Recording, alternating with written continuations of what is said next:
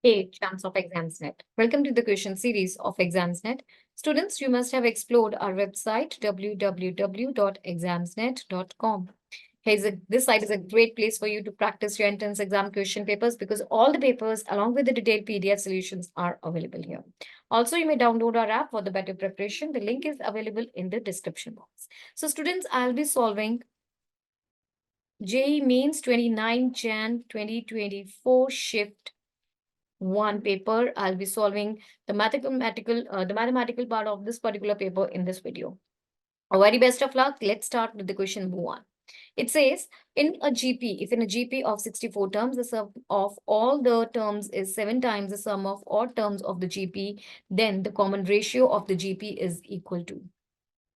So it's the first term, AR square, you have 64 terms. So this will go till AR power 63. This is your first term.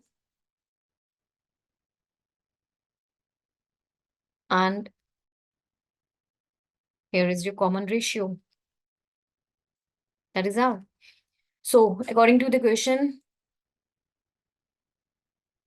you have A plus AR plus AR square till AR 63 is equal to 7 times first term plus third term plus fifth term and so on till you will go AR 62 because this is the last odd term.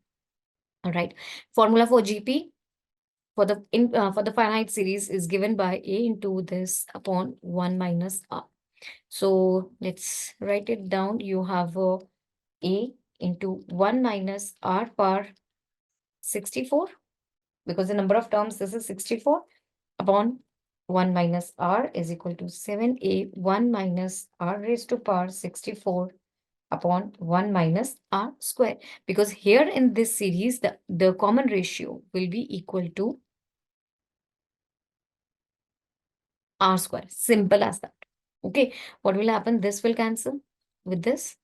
And you have 7 into 1 by 1 minus R is equal to this. Or you have 7 minus 7R is equal to 1 minus R square. Or you will have R square minus 7R plus 6 is equal to 0. So that gives me R square minus 6R minus R plus 6. The two values will be R minus 6 minus 1, R minus 6. So that means the two factors over here are R minus 1, R minus 6 is equal to 0. R can be equal to 1 or 6. So out of these, 6 is there. That makes the option as the right answer. Hope you're clear with this. Let's move to the next question then. Question number 2, in an AP, the sixth term is given by this and A1, A4, A5. The product of these three terms of this GP is greatest. Then the common difference of this AP is equal to. All right.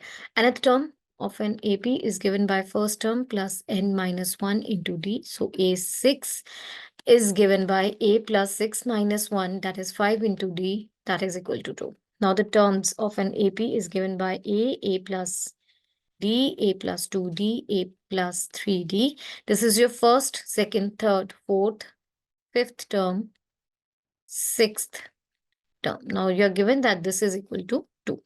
Now you have to find out, according to the question, that product of these three terms is greatest. Now A1, that is your first term. It can be written as this 2 minus 5D, right? Because you already had from here, A plus 5D is equal to 2. So A is equal to 2 minus 5D, right? And A4 is this. So A is equal to 2 minus 5D plus 3D. Next, 2 minus 5D plus A5, which is 4D. So this becomes equal to 2 minus 5D, 2 minus 2D, and 2 minus D. Right? Now let's open the brackets and do the multiplication. So 2 minus 5D, this will remain here. And let's multiply. You will have 4 minus 2D minus 4D plus 2D square. This will give me 2 minus 5D, 4 minus 6D plus 2D square. Let's open it further. 8 minus 20D minus 12D plus 30D square, 4D d square minus 10d cube. This is equal to 8 minus 32d plus 34d square minus 10d cube. This is a function of d. Now you're given that this product, which is actually this is greatest. See, for the minimum or the maximum values, you always go for the derivatives. We check the derivatives. This gives you minus 32 plus 68d minus 30d square. Let's take minus 2 common from here. So this will give me minus 2, 15d square minus 34d plus 16. Let's do the factorization. I want two such numbers. The product of 15 and 16, it will give me 240. So this will be minus 24d minus 10d plus 16 minus 2. I'll take 3d common, 5d minus 8. And here will be minus 2 common, 5d minus 8 or minus 2, 3d minus 2 and 5d minus 8. Right, hope you are clear till here. So that means this function, these are the two breaking values.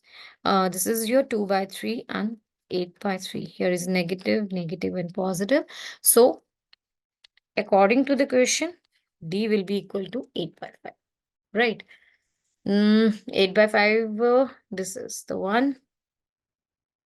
Option B. 8 by 5, this is greater than 1 value, and 2 by 3, this is less than 1 value. So obviously I'll choose the greater value, because for this value, this will keep on decreasing. Okay, this product A1, A4, A5, this will not be greatest, as this will give me a greatest value. Hope you are clear with this. Let's move to the next question, number 3. Question number 3, if fx is given by this function 2 plus 2x when x lies between minus 1 and 0, 0 not inclusive, and this function when x lies between 0 and 3. Now again, there is one more function, gx. It is equal to minus x if there is a negative value of x between 0 and minus 3, and it is equal to positive value of positive x when it lies between 0 and 1. See, if I consider this function gx, what I have to do in the question is I have to find out f of g of x range. This is what I need to find out. All right. First of all, let's pick up this function g of x. Now, according to the question, this is equal to minus x when x lies between 0 and 3. And this is equal to this when x lies between 0 and 1. Here, sorry, it's not, here the 0 is not inclusive. Okay. So see, this is the graph for the gs function. This is equal to positive x when x is moving in the positive direction. This graph looks something like this. This is the maximum value it will reach. That is 1, 1. And this is the maximum value it can, maximum range it can go. See, when I'm putting like x is equal to 0, that means it's 0. This is the point of intersection, or point of like where the line is crossing the origin. And this is equal to, like, it's moving in the negative direction of x. So it is equal to minus x. So that means here this will be the point minus 3, 3. When it is minus 3, so minus of minus 3, it will give me 3. Okay, so this is the value for your minus x. That means gx is nothing but mod of x function. Actually, this is the one. Gx is nothing but it is the mod of x function. Now let's consider what I have to find out. I have to find out the range of f of g of x. Right? So this function will be equal to 2 plus 2gx for gx lying between minus 1 and 0. Right?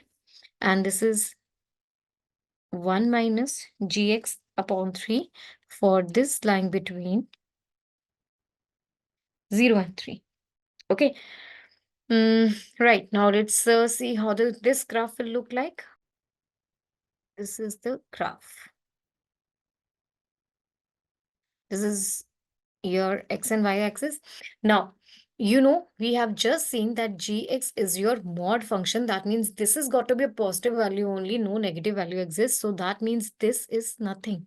This function means nothing because it will not lie. This gx is not a negative value. So this is like null. This doesn't contain anything. Here, if I consider this, the range is, or you can say here the x will be equal to, x will have null, because there is no mod of x, there is no negative value for gx exist. Now let's consider this. When I'm putting gx is equal to 0, what will this expression be? This will be, when the gx will be equal to 0, then 1 minus gx upon 3 will be equal to 1 minus 0, that will be equal to 1. So this is the point, right? X is equal to 0, then it's equal to 1. Next, if I'm putting 3, the value of 3, then it will be 0. 1 at gx is equal to 3. This will be 1 minus 3 upon 3, or this will be equal to 0. So this is the point. Right? This is the point when I'm putting this 3, 0. So this is the minimum value of y it can have, and this is the maximum value of y it can have. That means surely the range of the given function f of g of x will lie between this y is equal to 0 to y is equal to 1. Both inclusive, because here I am having equality signs, right? So this is the range of the function, and this is the one. Option C. This is the right answer. Hope you are clear with this. Next is question number 4. A fair die is thrown until 2 appears. Then the probability that 2 appears in even number of throws is. First of all, how many 2s are there in a die? There is only one 2 number, right? So the probability of getting a 2, that is equal to 1 by 6. Let's consider this as the p, small p. And then what will be the q? That is number of failures. That is equal to 1 minus p. You know this. That is equal to 5 by 6, right? So you have a probability of winning, that is probability of getting one, number 2, that is equal to this, and the probability of losing is 5 by 6. Now, the probability that 2 appears in even number of times, the binomial distribution of probability says that the probability, what is that? Probability 2 appears in the even number of times. Fine. Probability 2 appears even number of times. That is equal to, see, we are not given like how many times the dice is thrown. So let's say it appears in the second throw, or it appears in the fourth throw, or it appears in the sixth throw, so on. Because we are told even number of times. It appears in the even number of times. That means I'll be ignoring it. It will come in the first attempt, in the third attempt, in the fifth attempt. I will not take those cases. I will take only the even number of throws cases. So this shows that a 2-digit 2 number comes on the dice in the second attempt.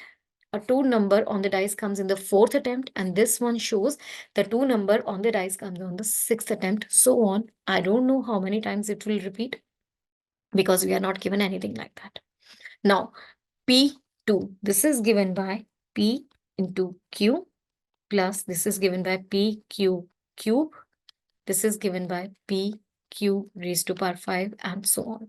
Let's take P outside. So this will be Q plus Q cube plus Q power 5, so on till infinity it goes. We don't know the number of times. The P is equal to this, and this is equal to 5 by 6, 5 by 6 power 3, 5 by 6 power 5, so on. And the formula, this is the GP series. The formula for the GP series, the sum is given by A upon 1 minus R, right? And what is A in this case? We have A as 5 by 6, and we have R as 5 by 6 square, which is equal to 25 by 36. So this required probability is equal to 1 by 6 multiplied by 5 by 6 upon 1 minus 25 upon 36. This gives me 1 by 6 into 5 by 6. This is multiplied by 1 upon, or 36 will come over here. 36 minus this is equal to 12. Let's do the cancellations. This is equal to 5 by 11. So this is the answer to the question. We have option C as the right answer. Hope you're clear with this. Next is question number 5. Complex number problem.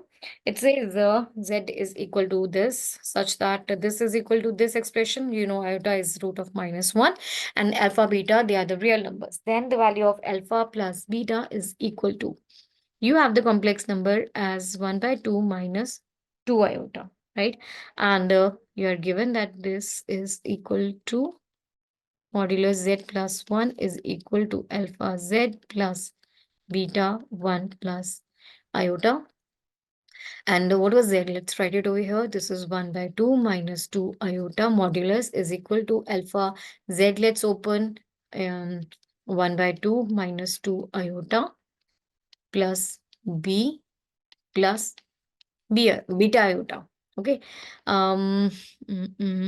Here I forgot to write down this one. Okay, here was this one. I'm writing it over here, plus 1. So this will give me 3 by 2 minus 2 iota is equal to 1 by 2 alpha plus beta.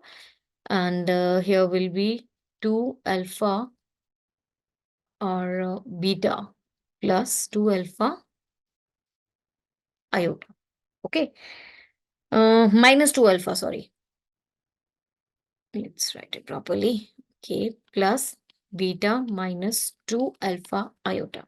Now let's find out this modulus. This is given by root of 3 by 2 square plus minus 2 square is equal to this. Now this is equal to 1 by, or alpha by 2 plus beta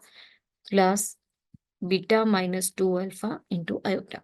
See, there is no imaginary part on the left hand side. No imaginary part.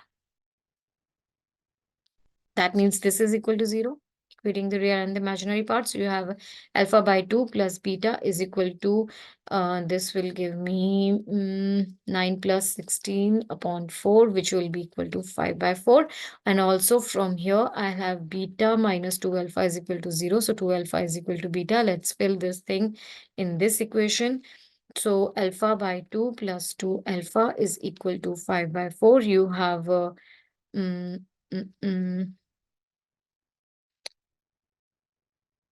okay, so here will be 5 by 2 alpha, not 5 by 4, it will be 5 by 2. Yeah. So this gives me alpha is equal to 1. And if alpha is equal to 1, beta will be equal to 2. I had to find out alpha plus beta, that will be equal to 3. So this is the answer to the question. We have option B as the right answer. Hope you're clear with this. Next is question number 6. Question number 6, you have to find out the limit x approaching pi by 2, this whole expression. This expression is not written properly over here. Now, this, if I write it in the proper terms, limit x approaching pi by 2, integral of limits x cube to pi by 2 cube cos t raised to power 1 by 3 dt. Whole thing divided by x minus pi by 2 whole square. Okay. So now it's very much clear from you. If I put the limits, this will be equal to 0 upon 0 form, right? That means what we have to do, you know that. I have to apply the L'Hospital's rule. That means I have to take the derivative in the numerator and the denominator. So this thing, x approaching pi by 2, this will be, the denominator will have 2 into x minus pi by 2 into 1. And the numerator will have this is t raised to power 1 by 3. So this will be, see, if I put the limits now over here, this will be given by cos x cube, right, raised to power 1 by 3 into x cube. This is equal to 3x squared because we have to put in the limits x cube, right? So this will be limit x approaching pi by 2. This was your minus, yes, because This was your minus, right? Upper limit minus lower limit. This was minus x cube, cos x cube. So this is equal to minus 3 by 2. I am writing it over here. This is cos x.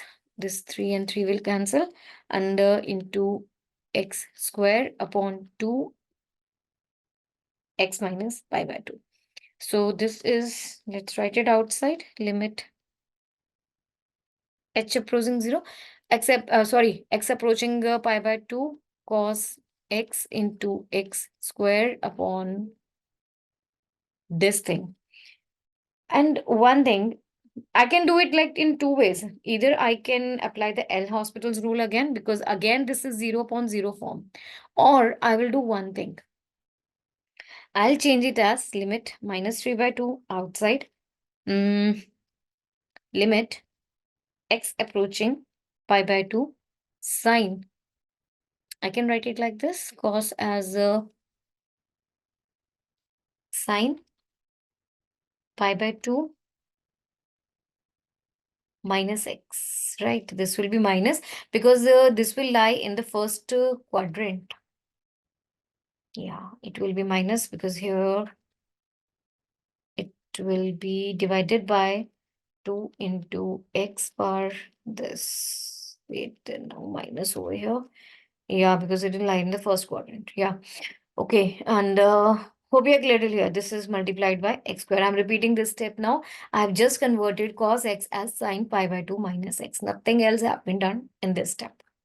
Minus 3 by 2 outside, limit x approaching pi by 2. See, the denominator is having x minus pi by 2 thing. So I can write it as minus x minus pi by 2 divided by, let's take this 2 also outside, right? Let's make this 4 divided by x minus pi by 2 into x square.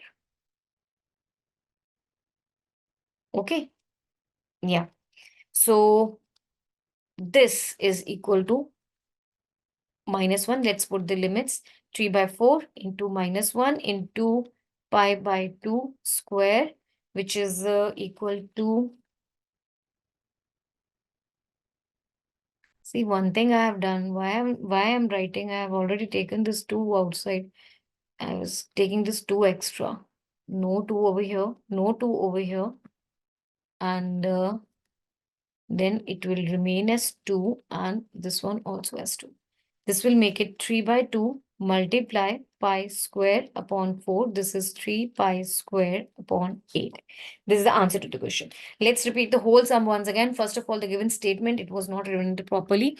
So this was limit x approaching to integral limits x power 3 to pi by 2 power 3 cos t raised to power 1 by 3 dt upon this. This is 0 upon 0 form. So I'll apply the L Hospital's rules. That means I'll find the derivative of the numerator and the denominator. So when I found out the derivative of the denominator, this is 2 into x power minus 1 by 2.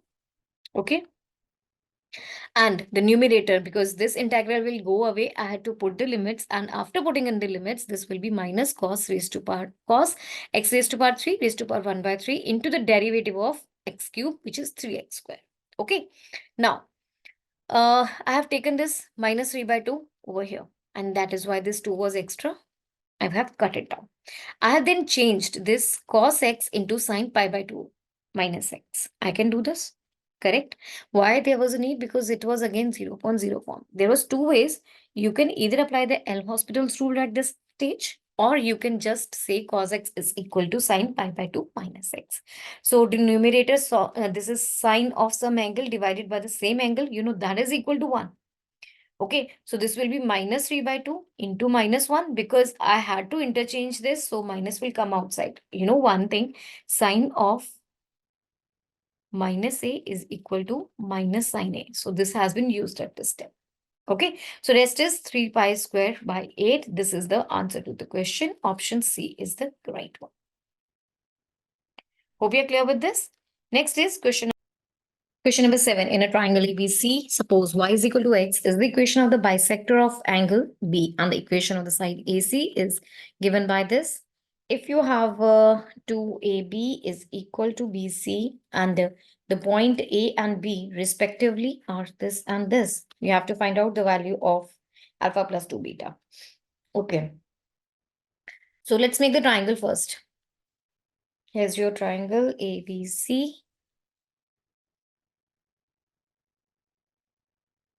Now you're given the A's coordinates as 4 and 6, and B is having the coordinates alpha and beta. C, I don't know the coordinates, but we are given that this is the angle bisector. Let us say this as the point D. So this is the angle bisector. Also, you are given that to AB is equal to BC. And one more thing, that this is equation of the line y is equal to x. So that means this is actually equal to alpha alpha. This is alpha beta, correct? So according to this equation, alpha is equal to beta. I'm taking this as alpha and alpha only. Okay. Now, the point of intersection, this is the equation of the line AC is given by 2x minus y is equal to 2. So the point of intersection of the line y is equal to x and 2x minus y is equal to 2 is your point D. So D will have the coordinates as that will be later talked for the point of intersection. You have y is equal to x. So this equation will be 2x minus x is equal to 2, or x is equal to 2. If x is equal to 2, y is equal to x. So this will be 2 again. So the coordinates of the point D are 2, 2. Okay. Next, I don't know the coordinates of C and the coordinates of B. What I want to find is the coordinates of B actually. And I'm given one more thing, that you have 2AB is equal to BC. One thing, I hope you know the angle bisector theorem. This says that an angle bisector of a triangle divides the opposite side into two segments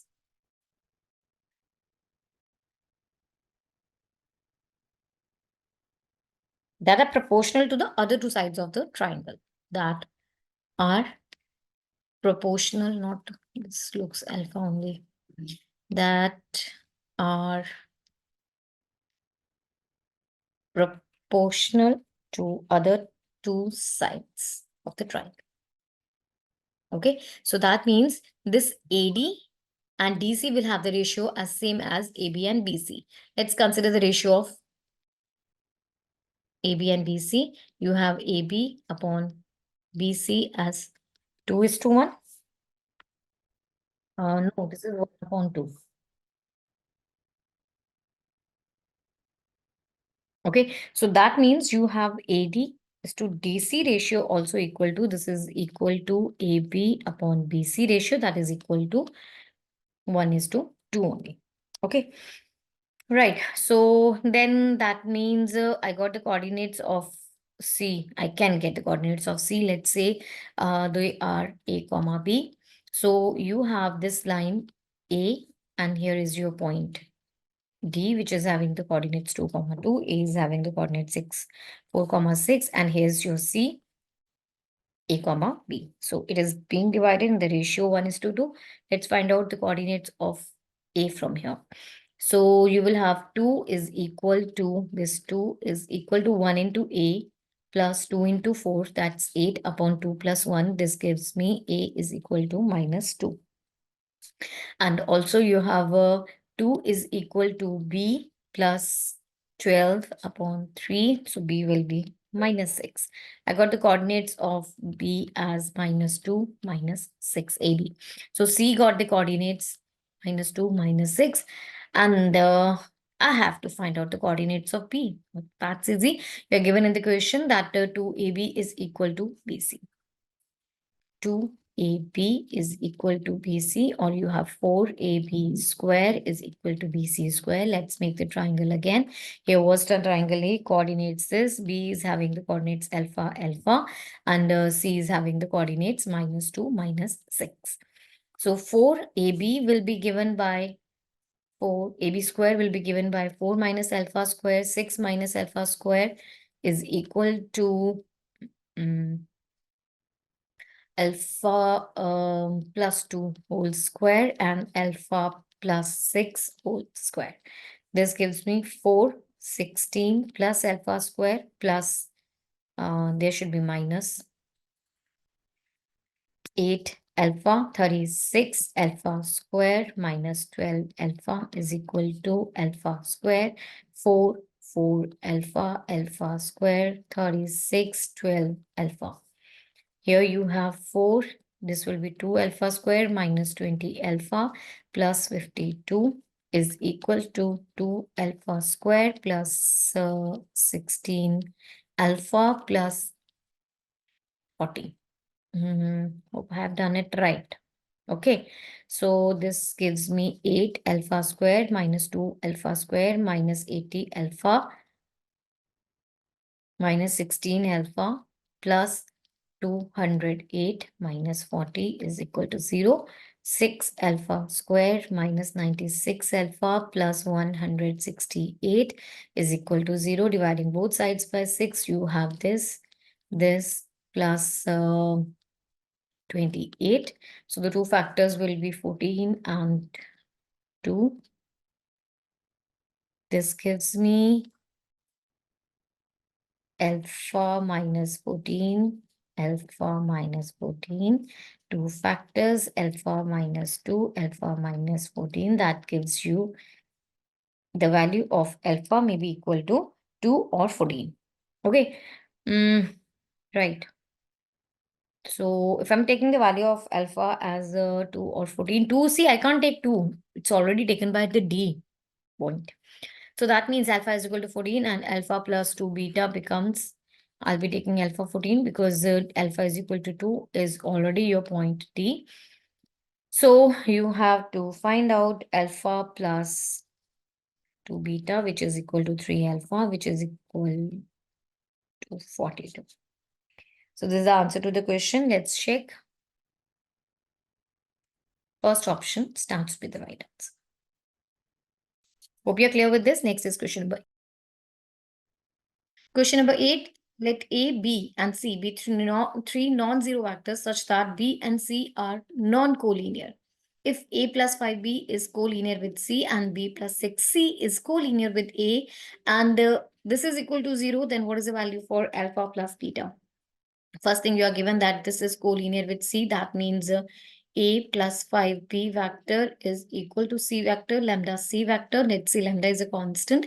And also you are given that B and 6C is collinear with A vector. So let's say this is equal to mu A vector. They are two constants, lambda and mu.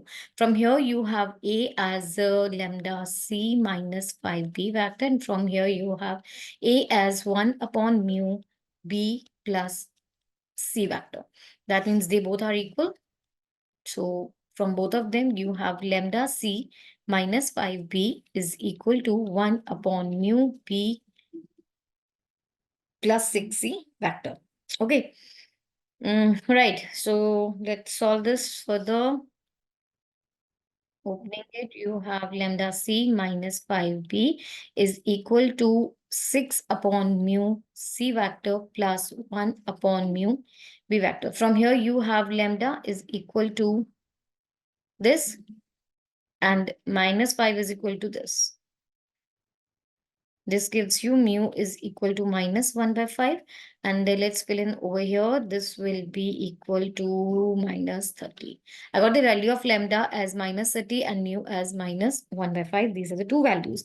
Now, you are given that A plus alpha B beta C is equal to 0. A plus alpha B vector alpha B plus it was beta C vector. This is equal to 0. Okay, so you have to fill in the values for this. Let's compare it with the given one. This equation, you have this equation, A plus 5B is equal to lambda C. You have A plus 5B is equal to lambda C. Lambda is equal to minus 30. So you have A plus 5B plus 30 C vector is equal to 0. If I compare it, both of these equations, you have alpha as 5 and beta as 30. What you have to find out was alpha plus beta. So alpha plus beta, this is 35. Option A. Hope you're clear with this. Next is question. Question number 9, let this 5 comma a by 4 be the circumcenter of the triangle with the vertices this, and this. Note the vertices carefully. You are having the x coordinate common in A and B and the y coordinate common in A and C. Let's try to make it over here. I'm not making a proper figure. It's just a rough uh, sketch of how it look like. So A point is this. Let's say it is over here. Let's say this is the point A comma minus 2 and the B point is given as A comma 6. C point is the same, like this is having the same y coordinate. So this is the point C, which is A by 4 minus 2. Now, this is the coordinate for the circumcenter. Let's say first of all, this is your triangle. Doesn't it look like a right angle triangle, right? Yes, it is a right angle triangle actually. Okay. Now, let's say this is, I will not say C, let's say this is D. D is 5 comma A by 4. This is the circumcenter.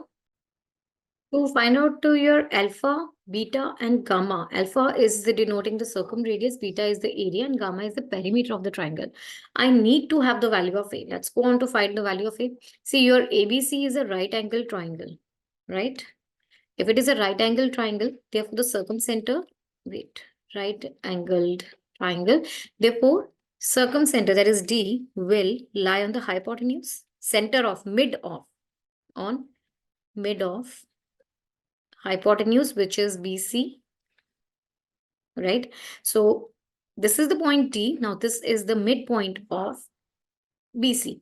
Since D is the midpoint of BC, so you can say 5 is equal to A by 4 plus A whole divided by 2. That gives me 5A by 4 is equal to 10. Or you will have A's value as 8. Now I have all my coordinates. This is 8 comma 6. This is 8 comma minus 2. This is 2 comma minus 2. And this one is 5 comma 2. Okay, now it's very easy to get the everything. And let's say it's said in the question, you have alpha denote the circumradius. So, okay, and beta denote the area, gamma denote the perimeter of the triangle. Let's go for everything. First of all, area of the triangle, easiest one, half into base into height. So what is the base over here?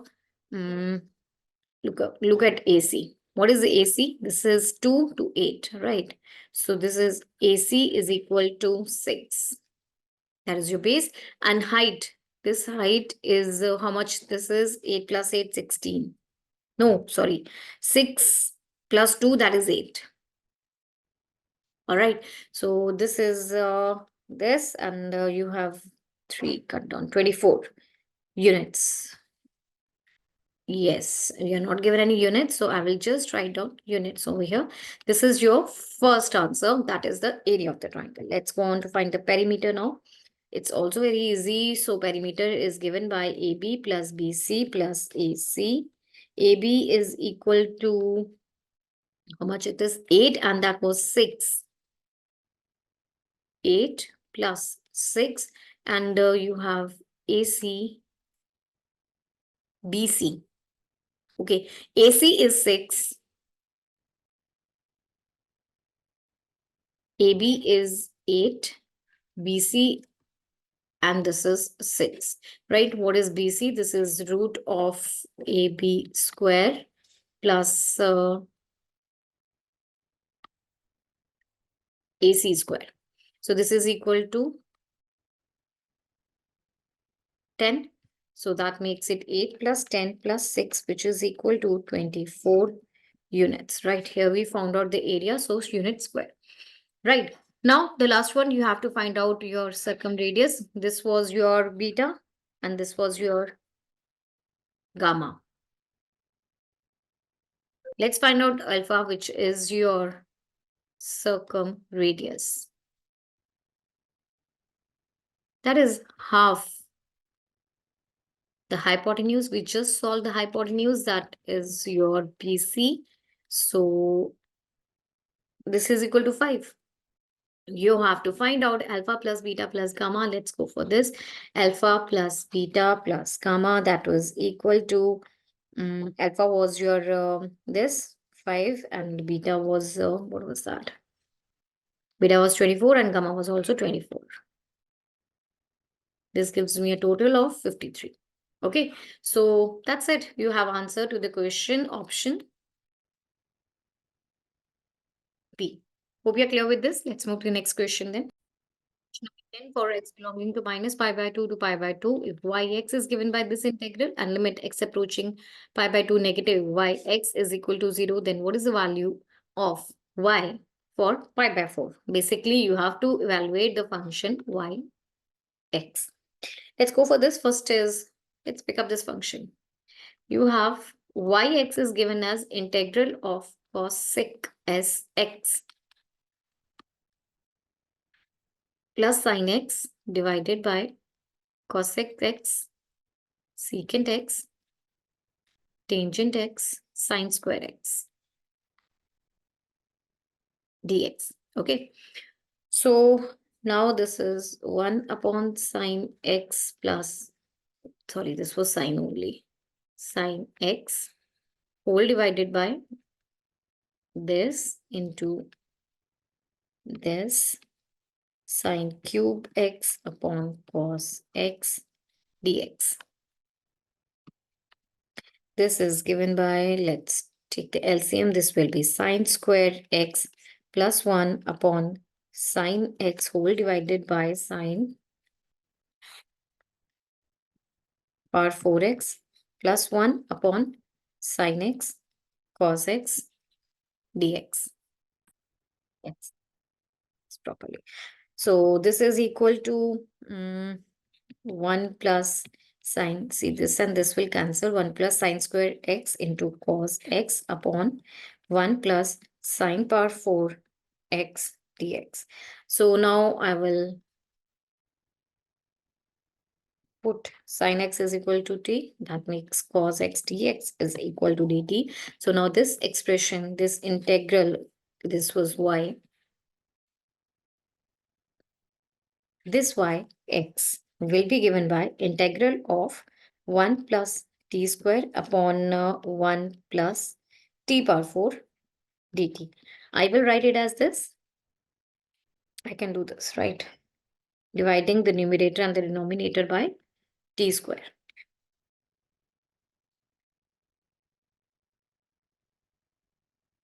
Okay, so dt. Now let's do one thing. I will put t minus 1 by t as u. Now let's differentiate again. You will have 1 plus 1 upon t square dt is equal to du. Or this will give me one more thing. If I square this one, let's write it not here. I will write it here. So this will be, if I square it, this will be equal to u square, and this will be this is equal to u square minus 2. I've opened the squares. Okay, plus 2, sorry, not minus 2. Right. So your integral of, let's pick up this one and this one and fill in this equation 1. So from 1, you will get, I'm filling both of these things, this and this in equation 1. From 1, you will have du upon u square plus 2. Now this is equal to 1 by root 2, which is, see, 2 can be written as root 2 square. Let's write it properly. U square plus root 2 square. Now it will be clear, right? 1 upon root 2 into tangent inverse u upon root 2 plus c. Now let's fill in the value of u. U was, what was u? It was t minus 1 by t, and t was sine x. So I can directly write it like this. Tangent inverse t minus 1 by t, and t was your sine x. So sine x minus 1 minus sine x divided by root 2 plus the constant. Now, I'm also given one more thing, that limit yx is equal to 0 when x approaching pi by 2 minus 2. Sorry, pi by 2 minus. So, limit x approaching pi by 2 minus 1 by root 2 tangent inverse sine x minus this upon root 2 plus c. Limit x approaching pi by 2 minus this tangent inverse. Let's solve it. You have sine square x minus 1 upon root 2 into sine x plus c. Now this is given that this is equal to 0.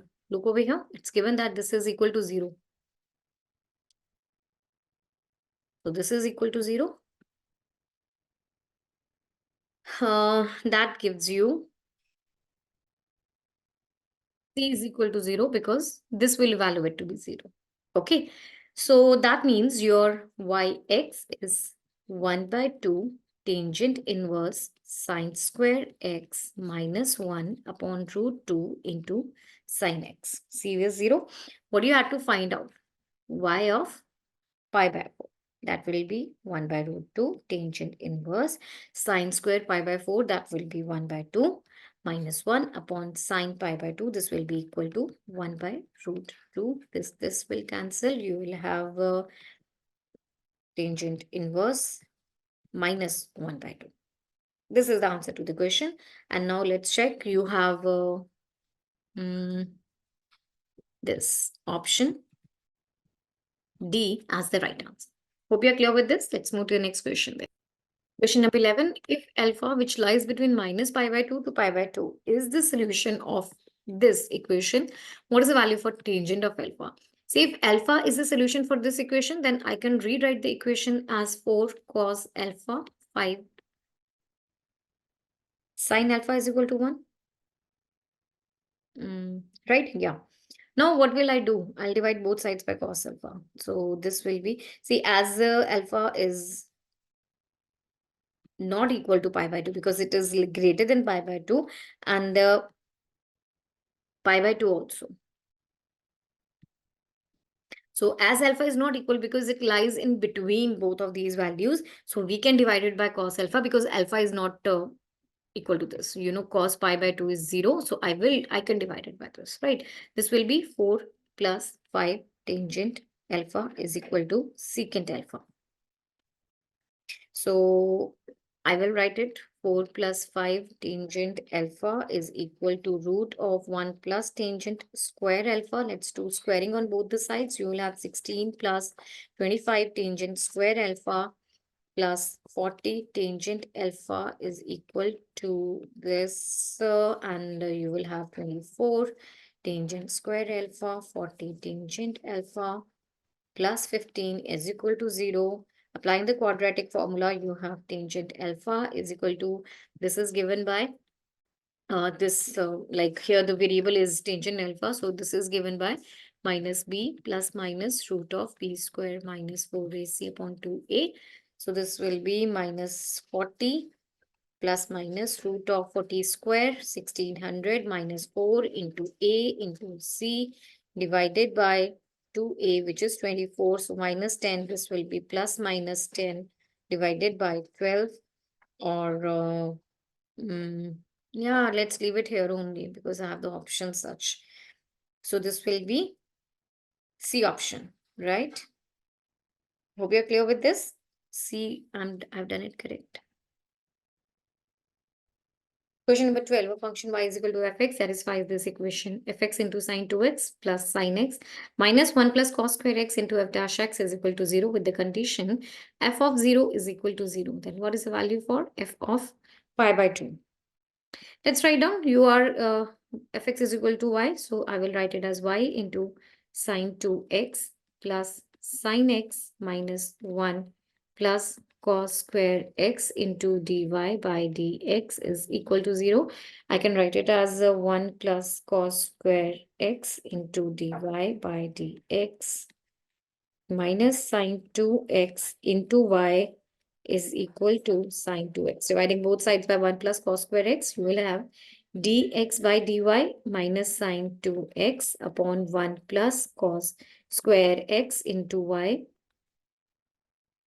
is equal to sine x upon 1 plus cos square x. Now this is of the form dy by dx plus the function of x into y is equal to another function of x. So integrating factor will be given by e power p dx. This is equal to e power minus integral of sine 2x upon 1 plus cos square x dx. Let's say I'll solve this I.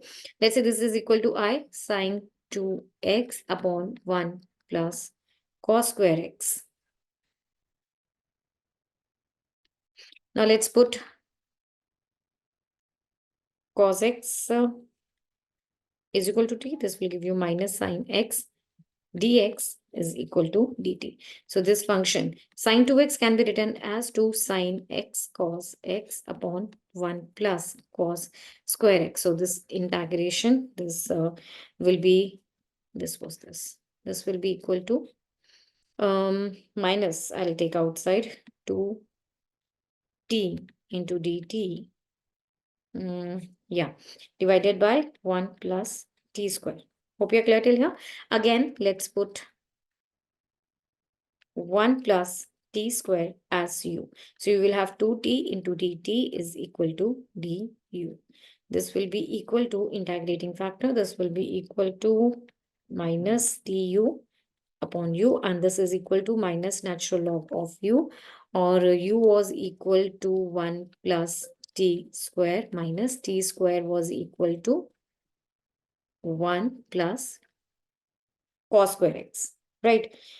And now let's get back to our integrating factor e raised to power. This integrating factor was e raised to power minus, not minus here, p dx, which is equal to e raised to power, that was equal to minus sine 2x upon 1 plus cos square x into dx.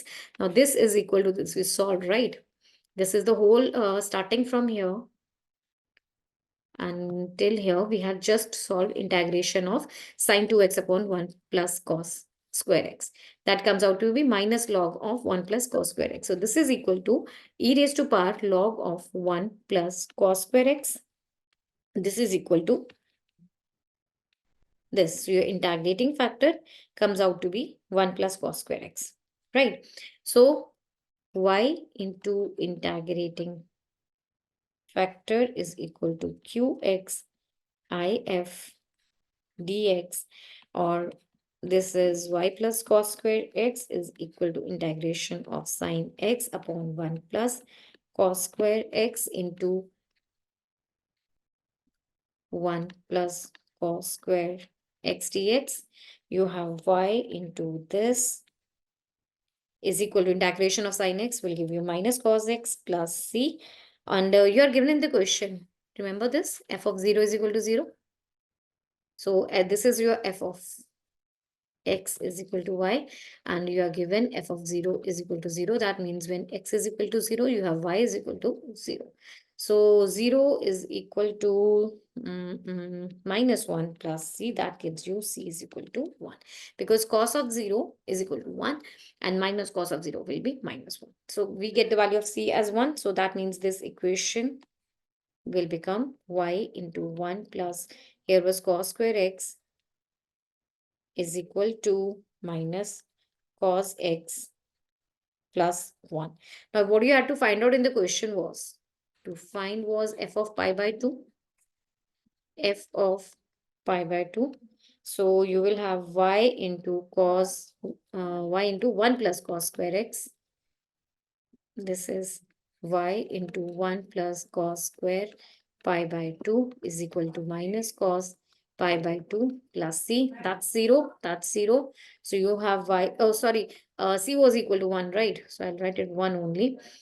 So y is equal to 1. This is the answer to the question. That makes first option to be the right answer. Option A. Hope you're clear with this. Next is question number 13. Question number 13, let O be the origin and the position vector of A and B are this and this respectively. If the internal bisector of angle AOB meets the line AB at C, what is the length of OC? You're having 3 points over here. Definitely you can have a triangle. So this is the point O, which is origin. So that means 0, 0, 0 coordinates or direction ratios. And from here, let's say this is the point A with this vector. So the direction ratios will be given by 2, 2, 1, and the B from here, the direction ratios will be given by 2, 4, 4. Right. So what is the length of OA first of all? OA will be given by root of 2 minus 0 square, 2 minus 0 square plus 1 minus 0 square, which is equal to 4 square, 4 plus 4 plus 1, 9. So this is equal to 3. Similarly, OB will be given by root of 2 minus 0 square, 4 minus 0 square, 4 minus 0 square, which will be 4, 16, 16, that is equal to 6. So I got this. This is 3, OA is 3, and this is 6. Okay, so now what is there? Okay, you are given the angle bisector AOB. This is the angle bisector. You know one angle bisector theorem, right? What does that say you? Angle bisector's theorem states that this is very important because in this particular paper, this theorem has been used twice in two till now. How many sums I have done? I have used it twice. Angle bisector theorem says that an angle bisector of a triangle bisects the opposite side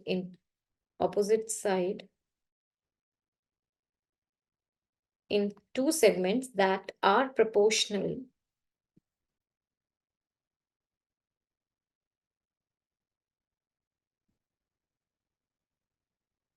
to the other two sides of the triangle. So that means the ratio, if I'm taking this point as D, the ratio of AD to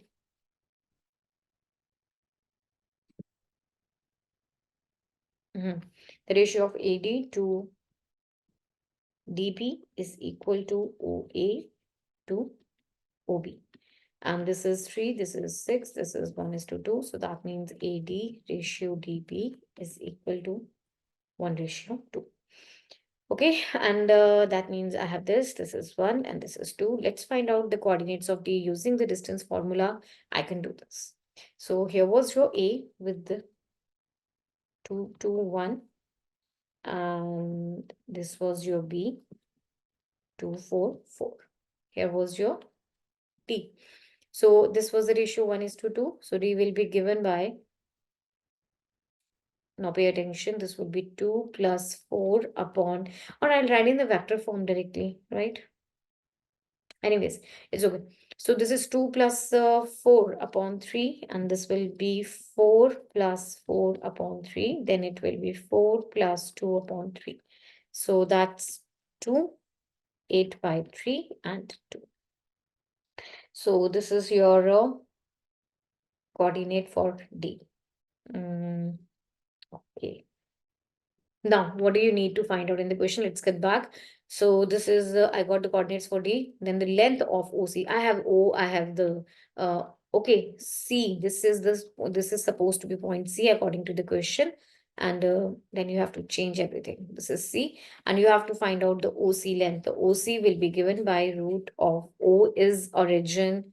This is 0, 0, 0. Distance between the points 0, 0, 0, 2, 8 by 3, 2. So this will be 2 minus 0 square, 8 by 3 minus 0 square, 2 minus 0 square. That will be 4 plus 64 by 9 plus 4. So this will be 1 by 3 I'm taking outside. 36 plus 64 plus 36. This is 1 by 3 root of 136, or this will be 2 by 3 root of 34. All right, so this is the answer to the question. Now let's check with the question, with the options. 2 by 3 root 34. Option B. This is the right answer to the question. Hope you're clear with this. Let's move to the next question then. Question number 14, consider the function f for 1 by 2 to 1 belongs to the real numbers. F of x is given by this. You have to consider the statements. The curve y is equal to fx intersects the x-axis exactly at one point, and the curve y is equal to fx intersects the x-axis at x is equal to pi by 2. So see, if this is true, then if this is, I mean, they both are complementing each other. Let's try to solve the question. First of all, you are given the function fx is equal to 4 root 2 x cube minus 3 root 2 x minus 1. So let's put x is equal to pi by 12. So you have 3x is equal to pi by 4. Taking cos on both sides, cos 3x, cos pi by 4 will be 1 by root 2. You have 4 cos cube x minus 3 cos 3x. I'm opening 4 cos cube x minus 3 cos x is equal to this thing, or let's say 4 cos root 2 into cos cube x minus 3 root 2 into cos x minus 1 is equal to 0, multiplying both sides by root 2. So if I compare it with the given general equation, 4 root 2 x cube minus 3 root 2 x minus 1 is equal to 0, that means this is absolutely right, which means that x is equal to pi by 12 is a solution of the given statement, of the given function, right? So that means this statement, second one, is absolutely fine. Okay. Now, let's find out the derivative. This is equal to the function. Let's write on the function first. You have fx is equal to, this is fx is equal to, what was that again? 4 root 2 x cube minus 3 root 2 cos x, not cos x, x minus 1 is equal to 0. Let's find out the derivative. F dash x will be given by 12 root 2 x square minus 3 root 2 is equal to 0. Now this value is positive because this is positive, and the function lies between this range. So that means for x lying between 1 by 2 to 1, this is going to give me a positive value only. Hence, there is only one solution. Hence, only one solution in the given interval 1 by 2 to 1. Okay, so yes, both of them are correct because the first one is also correct and the second one is also correct. That makes option D to be the right answer. Hope you're clear with this. Let's move. Question number 15. Let A be this matrix and you are given determinant of 2A cube of determinant is equal to 2 power 21, where alpha and beta, they are integers. Then what is the value of alpha? All right, here you have A determinant is given as 1 0 0 0 alpha beta 0 beta alpha, and let's multiply it with 2. You will have 0, not 0, sorry, 2 0 0 0 2 alpha 2 beta 0 2 beta 2 alpha. Let's find out the determinant of 2A now.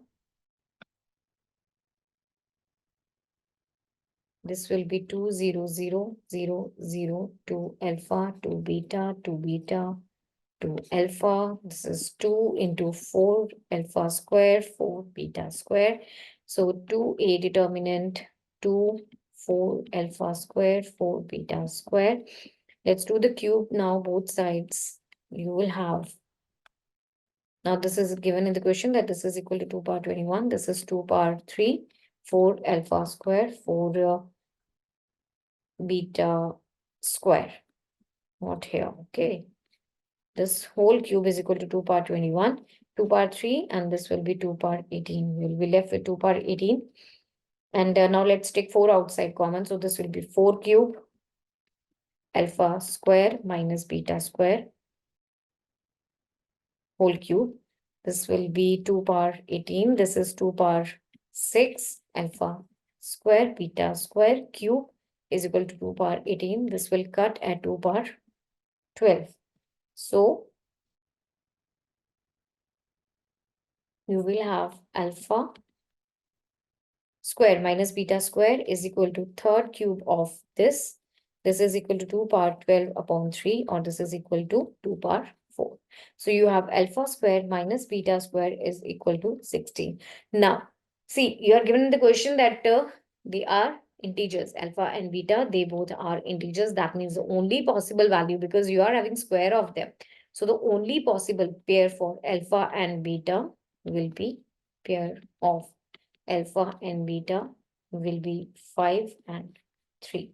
So you have alpha is equal to 5 and beta is equal to 3. So alpha 5 and 3. So that makes alpha as 5. Hope you're clear with this. Let's option B. Hope you're clear. Let's move to the next question then. Question number 16. Let PQR be the triangle with R vertex as this. Let's make the triangle first. This is the triangle PQR. You're given R is having coordinates -1, 4, 2. This is the point P and this is the point Q. We are not given the coordinates for the P and Q. So let's say X1, Y1, Z1. And for this X2, Y2 and Z2. These are the 3 coordinates. So you are given, suppose M is the midpoint on PQ. This is the point M, coordinates 2, 1, 2. This is the midpoint on PQ. Distance of the centroid of the triangle PQR from the point of intersection of the line is this, these 2 lines is given by. All right. So you are having these 2 lines, x minus 2 upon 0 is equal to y by 2 is equal to z plus 3 upon -1. Let's say this is equal to lambda. And the second one, x minus 1 upon 1, y plus 3 upon -3, z plus 1 upon 1. Let's say that's equal to mu. Right? Now for the point of intersection, for point of intersection, the general point on the first line will be given by, this will be x is equal to 0 plus 2, y will be equal to 2 lambda, and z will be equal to minus lambda minus 3. And this is for the general point for the first line.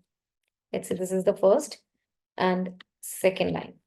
General point for first line, and the general point for the second line will be mu plus 1, y will be minus 3 mu minus 3, and z will be mu minus 1. This is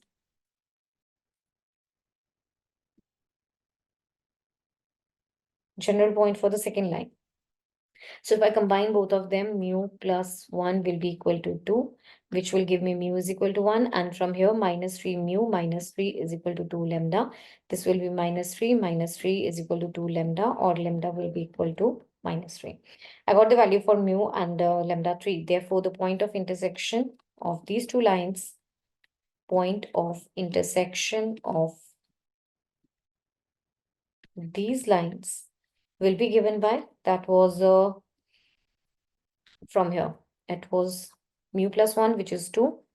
This will give me minus 6, and this will give me 0. So this is the point of intersection of the 2 lines. And you are having this M. Let's make for PQ. Use the PQ. M is midpoint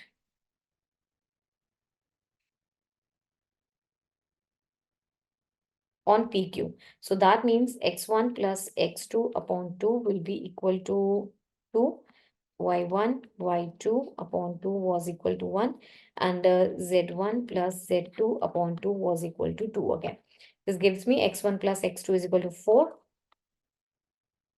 Y1 plus Y2 is equal to 2, Z1, Z2 is equal to 4. Now, I have to find out centroid of the triangle. Centroid is given by x1 plus x2 plus x3 upon 3, y1 plus y2 plus y3 upon 3, z1, z2 plus z3 upon 3. So x1 plus x2, that's already 4. And x3 is this, -1, 4, 2. Okay, you have R point as -1, 4, 2. Let's use this. X1 plus x2, 4 minus 1 upon 3.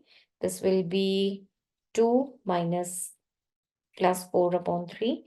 And then you will have 4 plus 2 upon 3. This will give me the point 1, 2, and 2. So this is the centroid of the triangle PQR, and you have to find out the distance of the centroid from the point of intersection. We already found out the point of intersection of the two lines. What was that? Yeah, this was the one. So you basically have to find out, let's say this is number 3 and this is number 4. Distance between the point 1, 2, 2 and the point 2 minus 6, 0. This is given by root of 2 minus 1 square minus 1 minus 2 square 0 minus 2 square, which is equal to 1 square or 164, 4 under the root of 69. This is the answer to the question. Root of 69, option C is the right answer. Hope you're clear with this. Let's move to the next question. Question number 17, let R be a relation on Z into Z defined by this function AB, relation CD, if and only if AD minus BC is divisible by 5. Then R is which type of function? Reflexive, symmetric, transitive. We are basically talking about these three functions. Let's discuss them. So here you are given the question that A, comma B, relation CD. It implies that AD minus BC is divisible by 5. So CB minus DA is also divisible by 5. By 5, correct?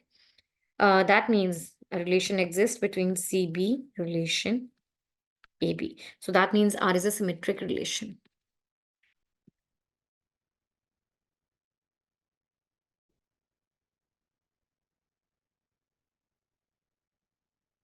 Right? Now, if A comma B relation A comma B, this will imply AB minus BA is equal to 0. And this is also divisible by 5. So that means R is reflexive.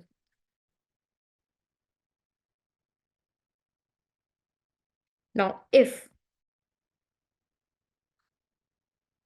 AB relation CD implies AD minus BC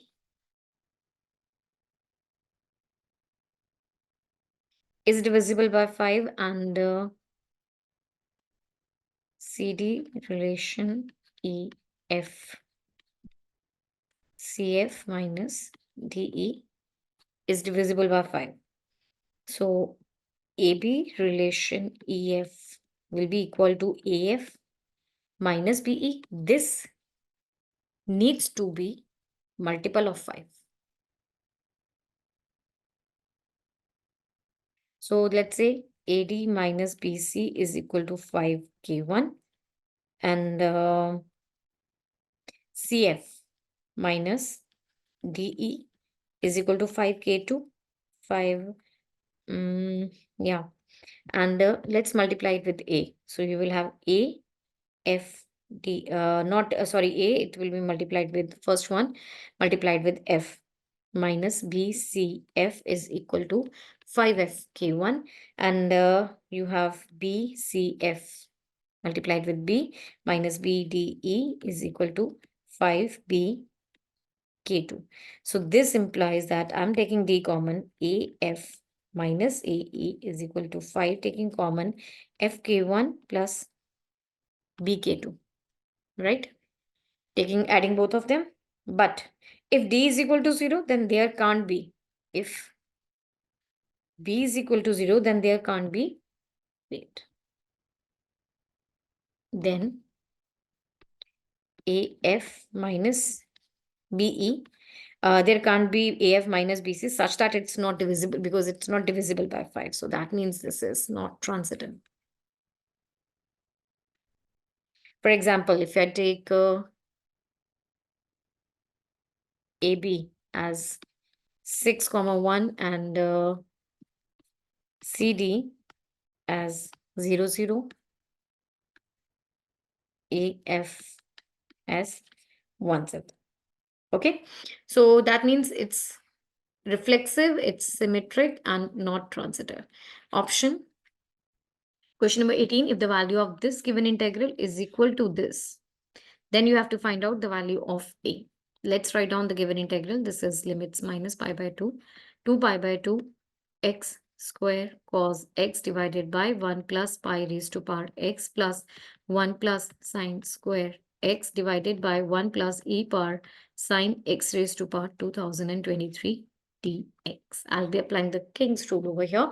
What does that say? Integral a to b limit fx dx is equal to, this can be written as integral limits a to b f of a plus b minus x dx.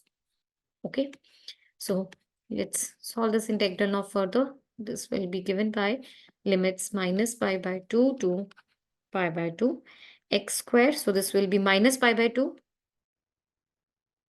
plus pi by 2 minus x square cos square minus pi by 2 plus pi by 2 minus x. Okay, divided by, that was 1 plus pi power minus plus minus x.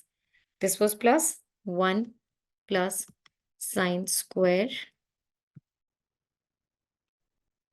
x divided by 1 plus e power sine minus plus minus x raised to power this dx, right? They will cancel everywhere.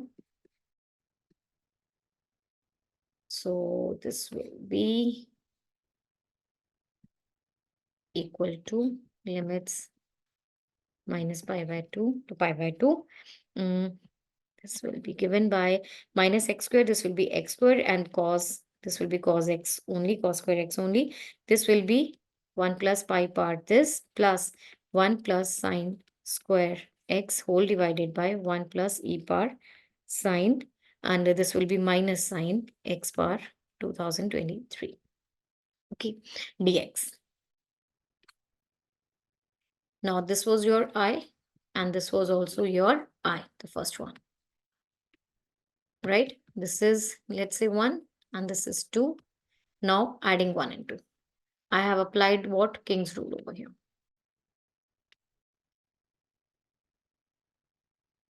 Okay, so adding 1 and 2, you will get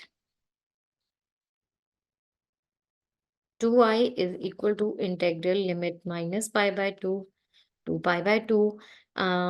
Here was cos x square cos x upon 1 plus pi part x plus x square cos x 1 plus pi power minus x plus 1 plus sine square x 1 plus e raised to power sine x raised to power 2023 1 plus sine square x upon 1 plus e power minus sine x power 2023 dx. Okay, now it's going to be a bit typical. You just have to be conscious. You don't do any calculation mistake. That's it. I'll be taking x square cos x outside and then taking the LCM. 1 plus this, 1 plus this minus x. Here will be, here is minus x. Okay, so this is 1 plus pi power minus x, 1 plus pi power x. Similarly, I'll be taking 1 plus sine square x common from these two, and then taking the LCM, 1 plus e raised to power sine x power 2023 multiply 1 plus e raised to power minus sine x raised to power 2023 dx. And here will be 1 plus e power minus sine x power this, 1 plus e power sine x power this. Okay, so you will have 2i is equal to integral of minus pi by 2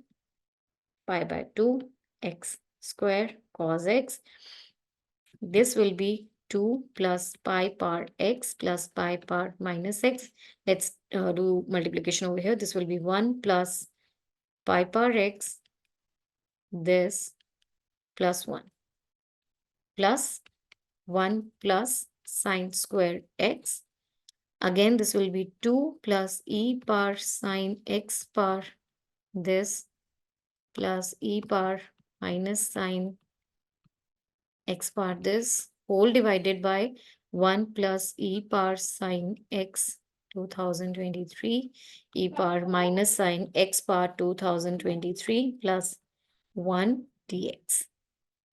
Here the numerator and the denominator in both the cases, they will cancel out. And you will have 2I is equal to minus pi by 2, 2 pi by 2, x square cos x plus 1 plus sine square x dx. Very simple. We have broken it down. Now see, this is an even function. Look at this. This is an even function.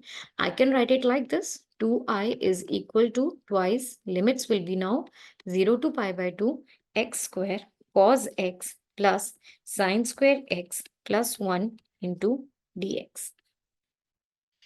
Right? 2 and 2 will cancel and you will be left with I is equal to limits 0 to pi by 2 x square cos x. I will break down 1 plus sine square x to 1 minus cos 2x upon 2 and this plus 1 over here dx.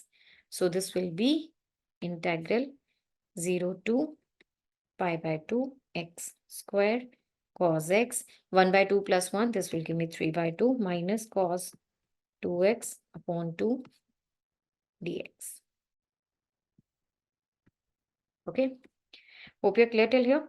Now further, now I'll be opening it up, right? I don't have much of space. Let's see. Anyways, so let's open it up. You will have x square sine x, first function to this cos x minus integral of derivative of first into integral of second. Okay, this is 1 dx plus this will be 3 by 2x minus this will be sine 2x upon 2 into 2, 4. Okay.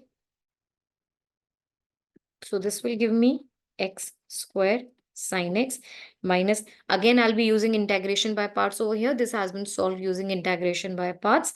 So this will give me 2x into integral of sine x, which is minus cos x minus integral of 2 into minus cos x dx plus 3 by 2x minus sine 2x by 4.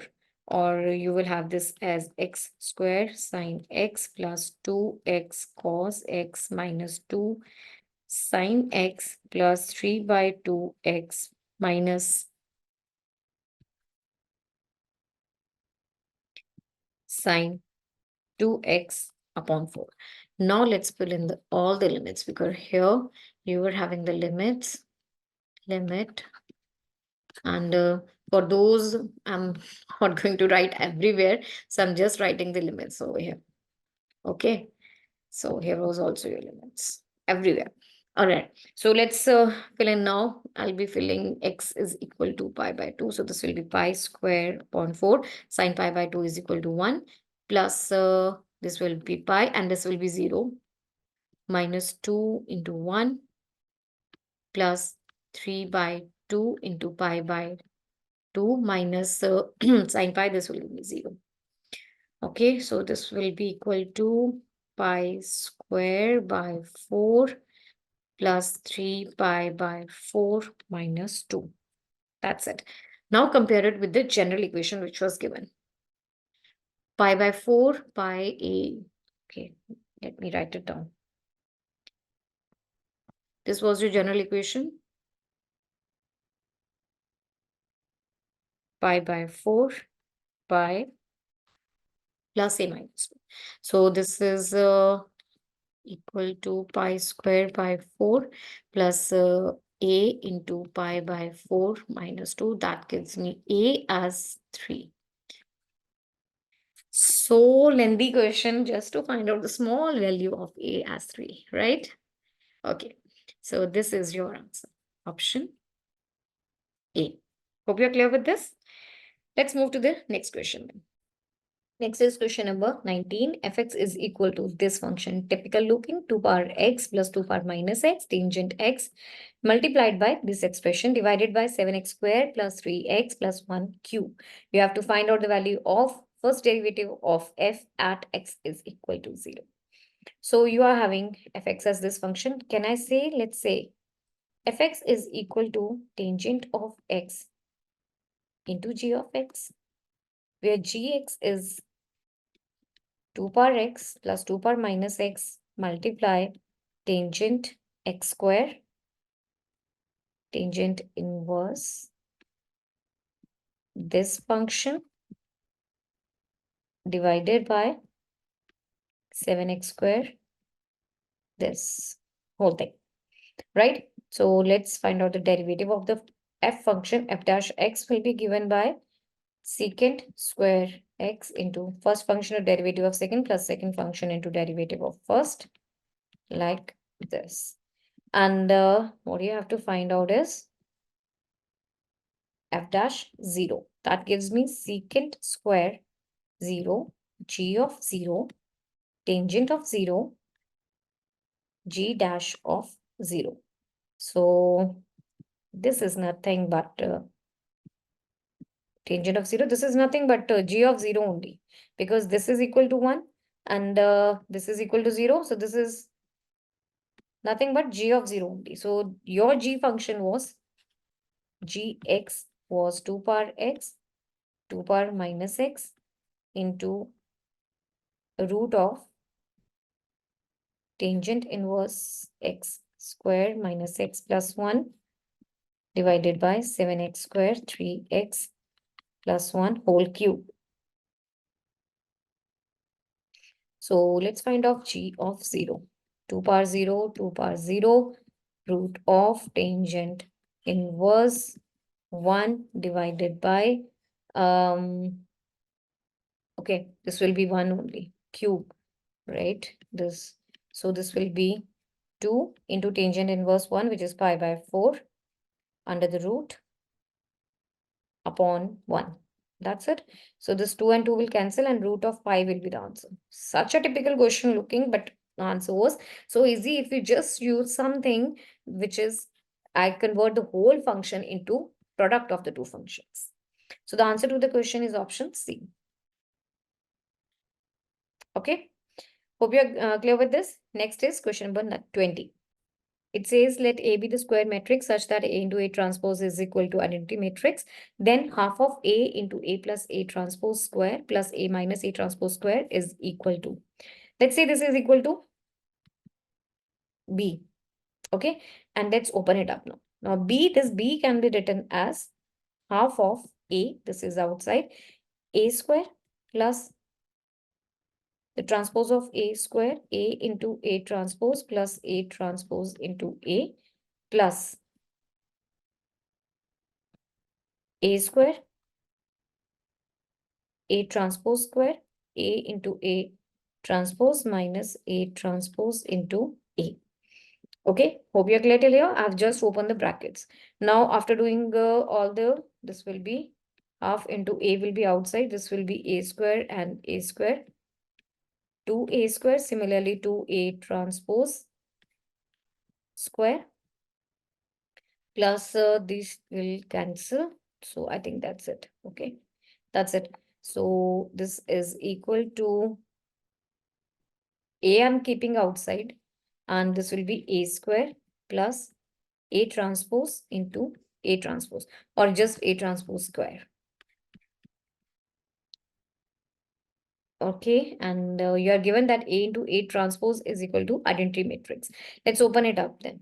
So this is AQ plus A into A transpose into A transpose.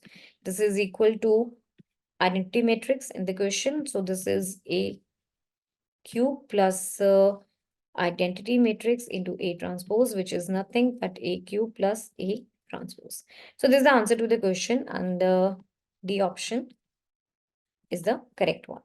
Hope you're clear with this. Next is question number 20. Now you're not given the choices, you are given the direct questions. Equation of the two diameters of the circles. This are equation of two diameters of the circle are given by this and this. The line joining the points this and this intersect the circle at only one point, P alpha beta. Then you have to find out the value of 17 alpha minus 17 beta minus alpha.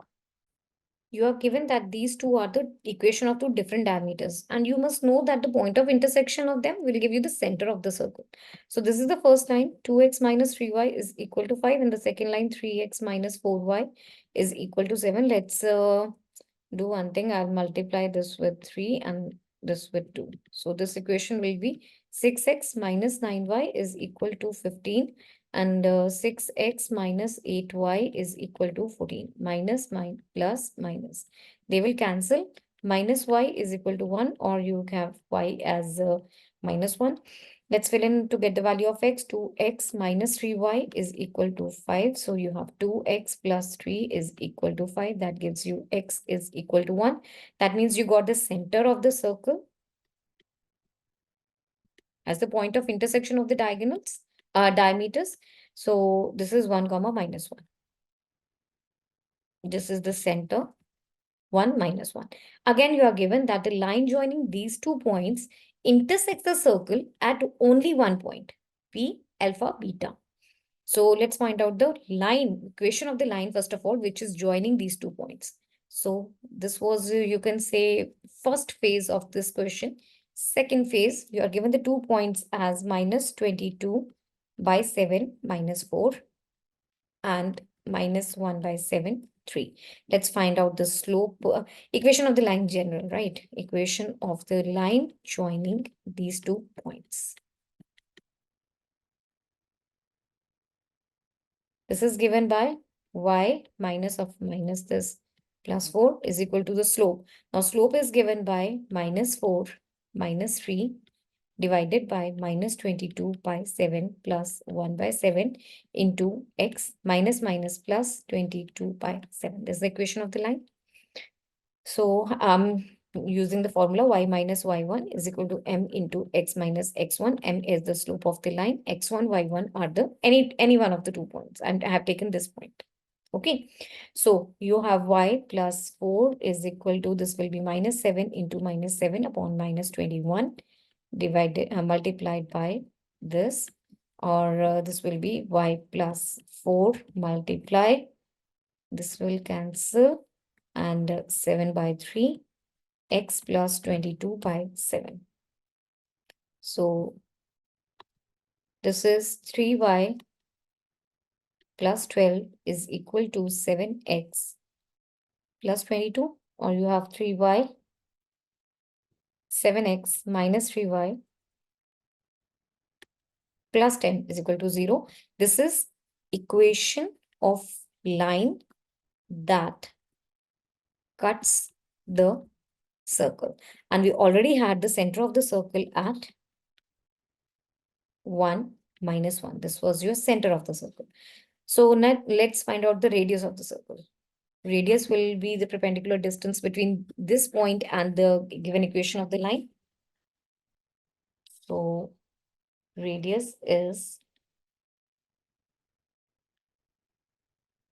perpendicular distance between center and line, which is given by 1 into 7 minus 1 into 3 plus 10 root of 7 square plus 3 square, which is equal to 20 upon root of 49 plus 9, that is equal to 58. This is the radius of the circle. We have the center of the circle, we have the radius of the circle. Let's form equation of circle. X minus 1 square, y minus of minus 1 plus 1 square, 20 upon root of 58 square, which is 400 upon 58. This is the equation of the circle. X square plus y square minus 2x plus 2y. This will be plus 1 plus 1 plus 2 minus 400 upon this is equal to 0. X square, y square 2x 2y plus 5816 minus 400 is equal to 0. I'll just 400 minus this will give me 4, 8 and 2 divided by 58. This is 29,142. So this is x square y square minus 2x plus 2y minus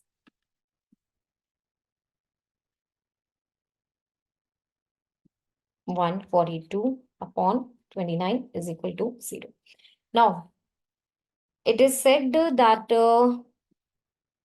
okay, I have to find out the point where it is intersecting the circle. That is given by P alpha beta. So P alpha beta is the point where this line is intersecting the circle. That means a tangent can be drawn over there. Let's find the equation of the tangent to this circle. Equation of tangent at the point alpha beta is given by alpha into x, beta into y minus this plus this minus 142 upon 29, 0. So you have alpha minus 1 upon 7 is equal to beta plus 1 upon minus 3 is equal to alpha plus beta minus 142 upon 29 upon 10. Because this is passing through this line. 7x minus 3y plus 10 is equal to 0. Okay. So from here you have using these two equations, you have minus 3 alpha plus 3 is equal to 7 beta plus 7, or 7 beta plus 3 alpha is equal to minus 4. And if I use these two equations, you will get 10 beta plus 10 is equal to 3 alpha minus 3 beta plus 426 upon 29, or you will have 13 beta minus 3 alpha is equal to 426 upon 29 minus 10, which will give you 136 upon 29. Let's add both of these equations.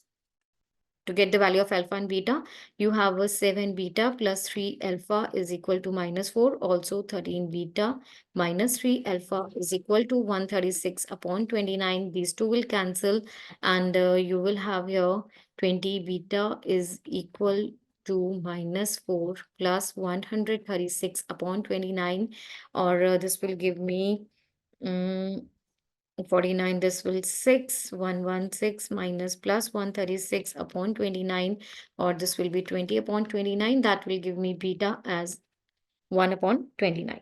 And if I got the value of beta as this, let's solve for alpha. You have 7 beta plus 3 alpha is equal to minus 4. So 7 upon 29 plus 3 alpha is equal to minus 24. 3 alpha minus this, or this will be minus 116 plus minus 7 upon 29, or this will be minus 123 upon 29. That was equal to 3 alpha.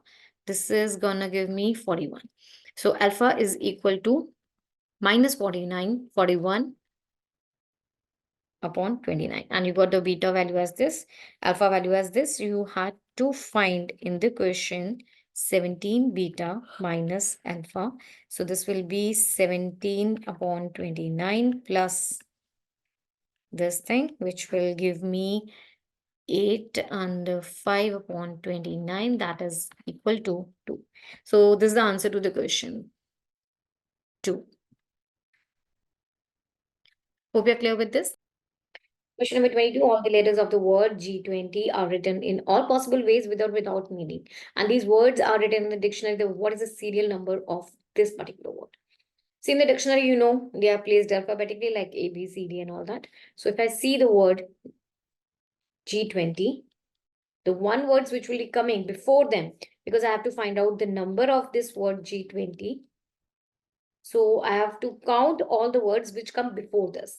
How many words come before G20? So first of all, I have G, only alphabet E is available, which comes before this G. Okay. So that means all the alphabets which, all the words which will be starting with the alphabet E will come before G20. Now, words starting, how many words are there which will start with E? This will be given by, see, after this E, there will be 1, 2, how many words are there? 1, 2, 3, 4, 5, 6, 7. So 1, 2, 1, 2, 3, 4, 5, 6, 7. So there are 6 spaces. So these 6 alphabets, they can be arranged in 6 factorial ways, right? Divided by how many words, alphabets that are repeating. The T is repeating itself and nothing else. T is coming twice, so divided by 2 factorial. This will give me 6 into 5, 4, 3, 2. This will give me 360, right? 18, yes, it'll be 360. So now these are the words which start with E. Now, we have done all the words which start with E. After this is the first thing. After this, words which start with GE. Now look at the alphabet T. How many alphabets are coming before T? It's, I think, W only. And N. W and N, these two alphabets. So word starting with GE, this is given by, now you have a G, E. 1, 2, 3, 4, 5. This is arranged in 5 factorial ways divided by 2 factorial because T is repeating. This is for the alphabet T because it is repeating itself. It's coming twice. So this will be 5, 4, 3, 2. So this will be divided and you will have 60 over here. Next, words starting with GN. Same, 60. Next, words starting with GTE. Remember, you had to find out all the words which come before this. So before W, you had the alphabet E. We already have seen GTE. So I will not take this E now. So you have a GTE and also GTN. GTE, okay, I have to solve GTE and GTN. This comes before W. So how many words? You have G, T, E, 1, 2, 3, 4, 4 factorial ways, and 1 E has been used. So this is 4 factorial only, 4 into 3 into 2, that is 24. Similarly, this is also equal to 4 into 2, 4 into 3 into 2, that is 24. Now the starting with words starting with G, T, T, because then you had, I have these 3 places fixed before E. Over here, you will have T only. If I see G, if I have either GTE or GNN, then you have GTT. Again, same thing, it will be 4 factorial, that is 24. So then you had to find the given word was G20 and GTT. After that, all the alphabets which are left will come below G20 only. So the total of, okay, the last one is the word itself, G20. Only one such word is there. So total makes it, this is 360, 60, 60, 24, 24, 24. This has got to be 28, 480 plus 24 multiplied by 3. This will give me, it's a bit confusing, 72. So this is plus the 1 for G20 itself. So this is equal to 480 plus this, this is equal to 533. So this is the answer to the question 533. Hope you're clear with this. Let's move to the next question then. Question number 23, let alpha and beta be the roots for this equation. and the imaginary of alpha is greater than imaginary of beta, you have to find out the value for this expression. The given equation x square minus x plus 2 is equal to 0. You are given alpha and beta are the two roots. That makes it alpha square minus alpha plus 2 is equal to 0, or alpha square is equal to alpha minus 2. Similarly, you will have beta square is equal to beta minus 2. Right, now let's write down the given expression. Alpha power 6, alpha power 4, beta power 4 minus 5 alpha square. Alpha power 6, I'll write it like this, minus 5 alpha square, and I will write it as beta square whole square. So this is equal to alpha minus 2 plus alpha power 4 minus 5 alpha square plus this is beta minus 2 whole square. This gives it alpha power 5 minus 2 this plus alpha 4 minus 5 alpha squared plus beta squared plus 4 minus 4 beta. So let's write it again like this, and this will be minus alpha power 4 minus 4 5 this, and let's write it as beta minus 2 plus this. Right, alpha minus 1 minus this plus this will be minus 3 beta plus 2. And let's open it again. You have alpha power 4 minus alpha cube. There was 2, right? Yeah, 2. Minus this plus this. So they will also cancel. You will have minus 2 alpha cube minus 5 alpha square minus 3 beta plus 2. Let's take minus 2 alpha common, alpha minus 2. Again, okay, I'm like opening this as minus 2 alpha cube. I have written it directly, alpha into alpha square, and this is equal to 2 alpha into alpha minus 2. Hope you're clear with this. Okay, so minus 5 alpha square minus 3 beta plus 2. This will be minus 2 alpha square plus 4 alpha minus 3 beta plus 2. So this will give me, I forgot to write down those 5 alpha square. So this is minus 7 alpha square plus 4 alpha minus 3 beta plus 2. So again, I'm gonna open this thing. You have this. So minus 7 alpha plus 14 plus 4 alpha minus 3 beta plus 2. This is equal to minus 3 alpha minus 3 beta plus 16. Okay. So what is in the question? The equation was the x square minus x plus 2 is equal to 0. So alpha and beta are the two roots. Sum of the roots is given by minus b over a. B is the coefficient of x. So minus of minus 1 is the coefficient of x square. So this is equal to 1. Now this equation will be, I'm taking minus 3 common, alpha plus beta plus 16. This is equal to minus 3 into 1 plus 16, which is equal to 13. So this is the answer to the question. 13 option, there's no option. 13 is the answer to the question. Hope you're clear with this. Let's move to the next question. Question number 24. Question number 24, let fx be given by 2 power x minus x square for all x belonging to real numbers if m and n are respectively the number of points at which the curve y is equal to fx and y is equal to f dash x intersects the x-axis. What is the value for m plus n? So here you have the function fx is equal to this 2x 2 power x minus x square. So you are given that for this function to intersect the x-axis, for intersection with x-axis, you will have y is equal to 0. So y is equal to fx. That means this is equal to 0. That means 2 power x minus x square will be equal to 0, or 2 power x will be equal to x square.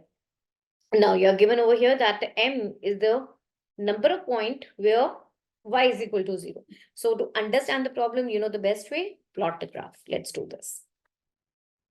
So this is your graph when you have 2 power x is equal to x square. When you have 2 power x is equal to x square. And this is for this curve is for y is equal to 2 power x, and this curve is for y is equal to x squared. And you have the 3 points of intersection as this, and this. So that makes your point of intersection m is equal to 3. Because cutting your x-axis at these 3 points is the first one, this is the second one, and the third one. Okay. Now you're also given that y is equal to fx, the second one we have to consider. So your given function was this 2 power x minus f square. F dash x will be equal to 2 power x log of 2 minus 2x.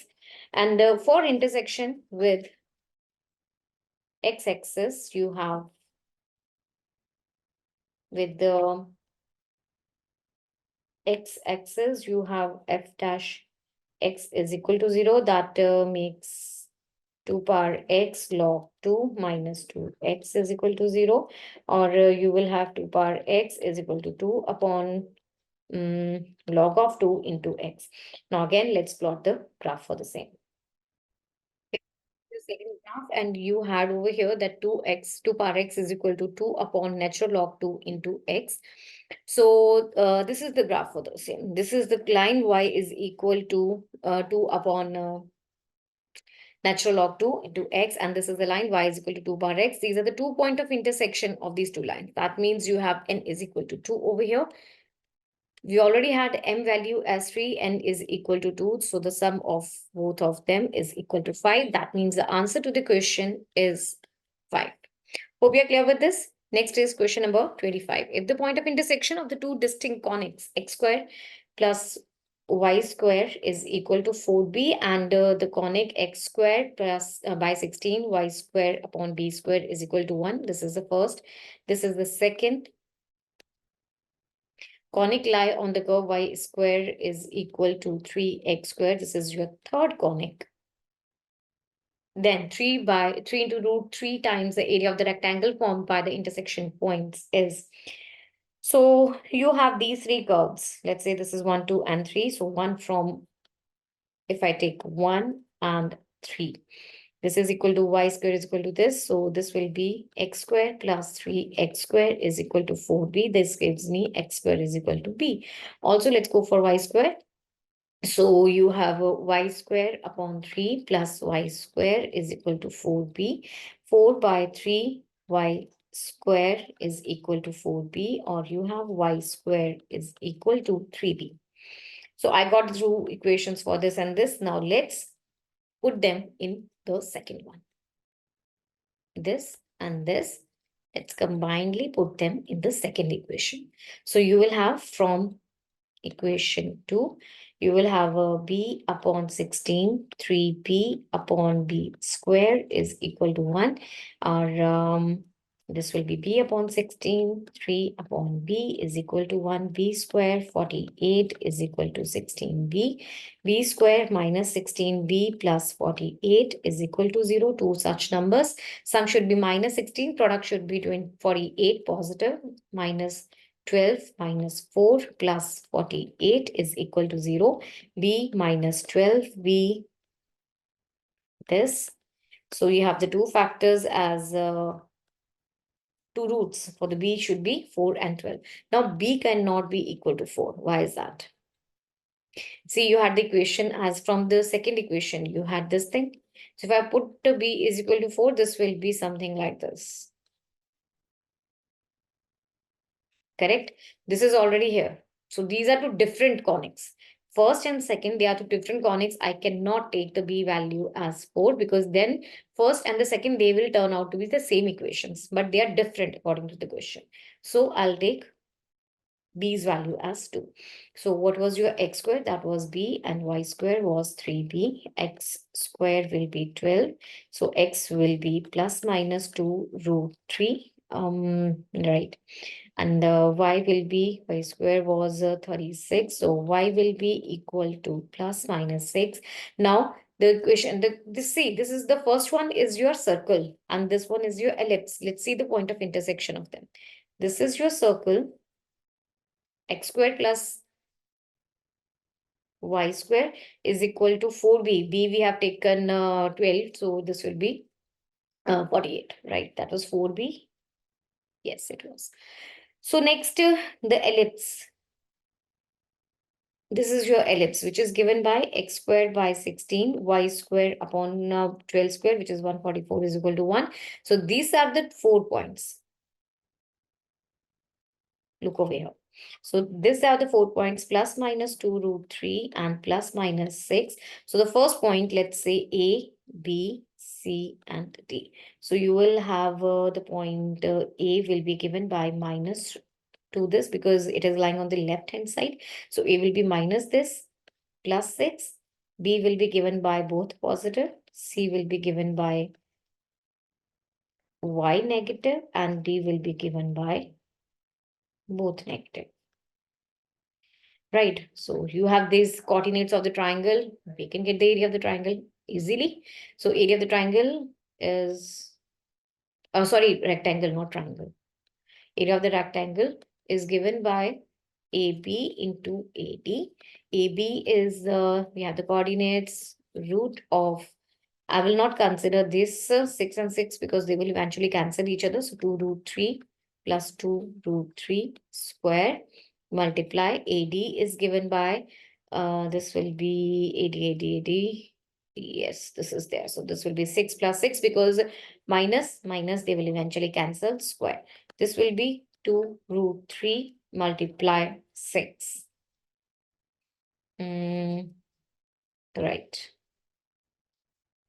Sorry, should be 4 root 3 multiply 6 plus this 12. Okay. All right. So this is your 48 root 3 area of the rectangle. Now, what you had to find out was 3 by 3 times, 3 by root 3 times area of the rectangle formed by the intersection points.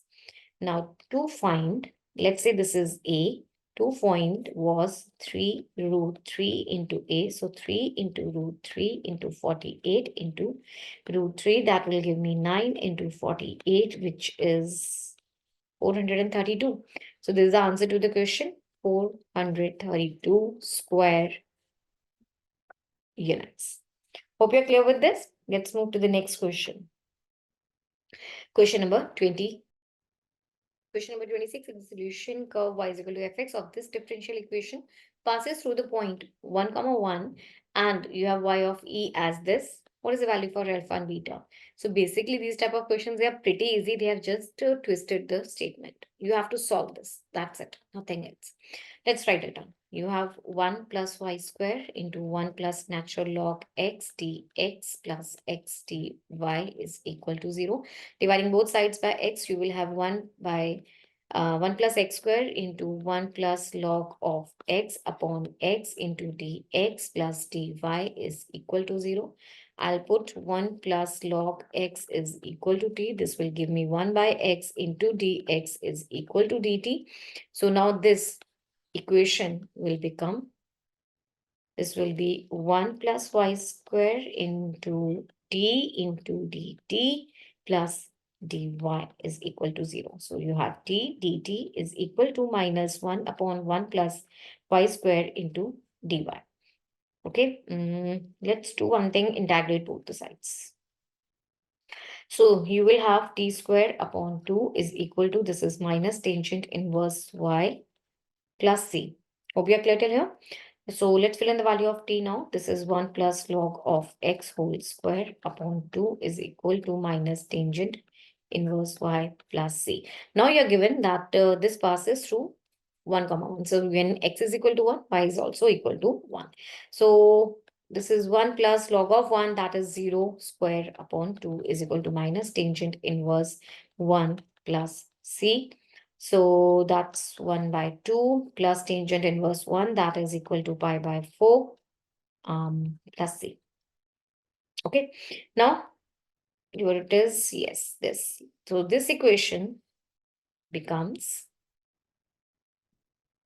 1 plus log of x upon 2, this was square, minus tangent inverse y plus 1 by 2 plus pi by 4. Now let's do one thing, I'll multiply both the sides by 2. you have this upon square upon nothing, okay? Mm,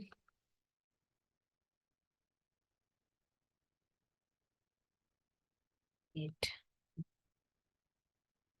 right. This square is equal to minus 2 tangent inverse y plus 1 plus pi by 2, correct? Now, you are given that y is equal to this. Let's fill in. You have ye, right?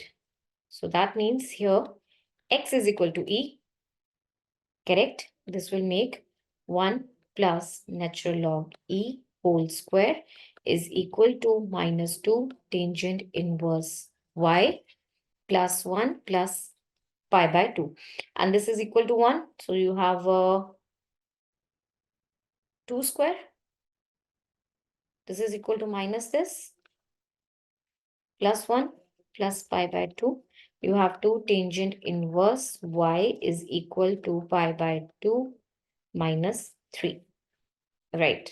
So tangent inverse y is equal to pi by 4 minus 3 by 2, or this is for ye. Value of y when x is equal to e. So ye is given by tangent pi by 4 minus 3 by 2.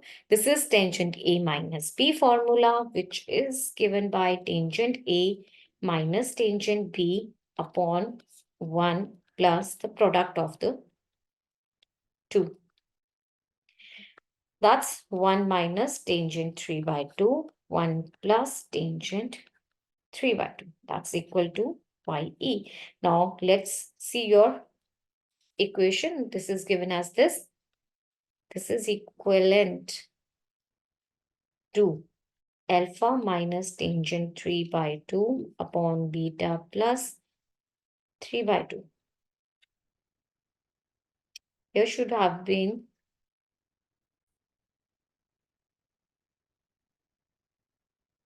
tangent only. Okay, so comparing them, you have alpha's value as 1 and beta also 1. You have to find alpha plus 2 beta, that will be equal to 3. Okay, so that makes 3 as a right answer. Hope you're clear with this. Let's move to the next question, number 27. Question number 27, if the mean and the variance of this data, you have alpha and beta, two variables also here in the data where alpha is greater than beta are this and this. In the given question, you are given that mean is equal to 56. You know, mean is the sum of terms divided by number of terms. In this case, the number of terms are 10. 1, 2, 3, 4, 5, 6, 7, 8, 9, 10. And this is equal to 56. Also, you are given that the variance is equal to 66.2. Now you have to find out the value for alpha squared plus beta squared. Sum of the terms. Let's do the sum. You have 65, 68, 58, 44, 45, 60, 6, alpha and beta and 60. This is equal to 560. Adding all of them, you will get the value of alpha as 112. Alpha plus beta is equal to 112. And now what is the variance? This is given by summation sigma xi minus x bar whole square divided by the number of terms. This is equal to 66.2 given in the question. So let's find out this. This is your mean. All right. So you have this as a, this is modulus, remember. So you will have this as modulus of 65 minus 56 square plus 68 minus 56 square. Let's write it in the open. I'll write it over here. So variance is given by 66.2. Variance is summation xi minus x bar whole square divided by the number of terms is this. So let's do this. This is a mod over here. This will give me 65 minus 56 square, 68 minus 56 square, 58 minus 56 square, 44 minus 56 square. There was no need of mod anyways, you were having a square over here, so no issues. 48 minus 56 square, 45 minus 56 square, 60 minus 56 square, 60 minus 56 square, alpha minus 56 square, beta minus 56 square. This was equal to 66.2, n was equal to 10. I have done the cross multiplication. Okay, so this becomes 9 square, 81, 144, 12 square, 2 square, 4, 144, 64, 121, 116. So this will be 16 again, 16. Yeah. Plus now alpha, this will give me alpha square plus beta square plus 56 square. It is coming twice from here and here. So I'll multiply this with 2 minus 102 AB. I hope you know the formula. I really don't think there is any need to tell. I'm using this formula. Okay,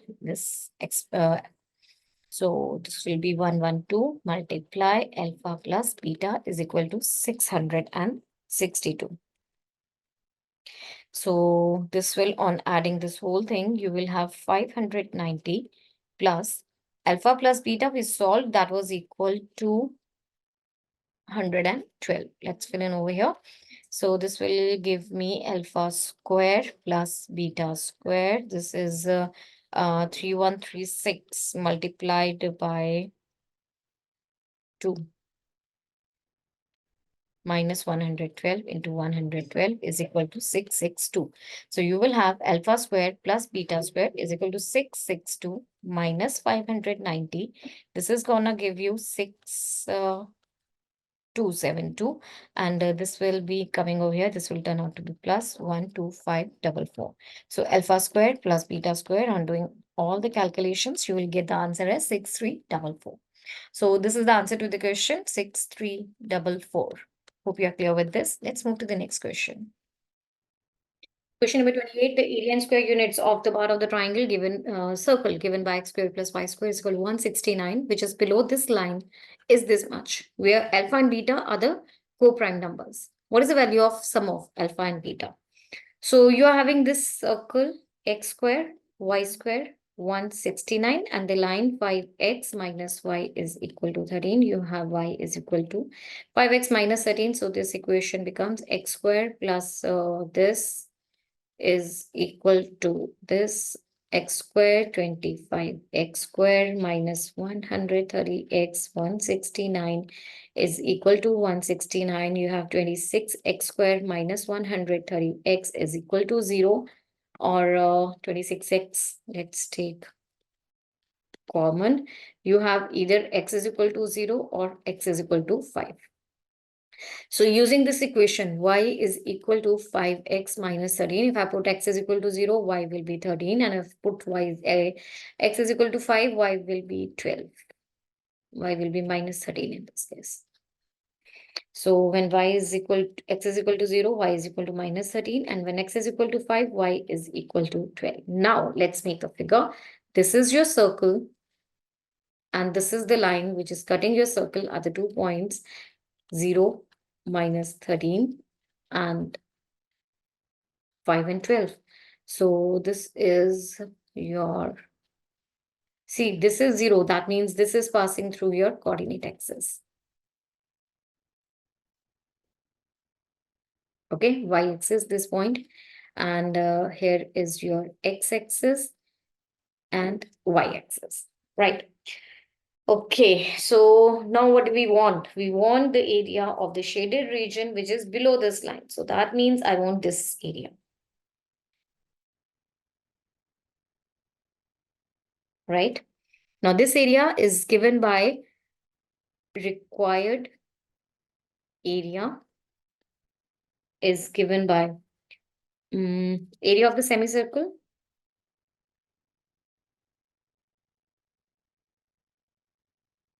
right? Minus if I take this, let's name it A, B, C, and this is the point D, minus area triangle ABC minus area curve ADB.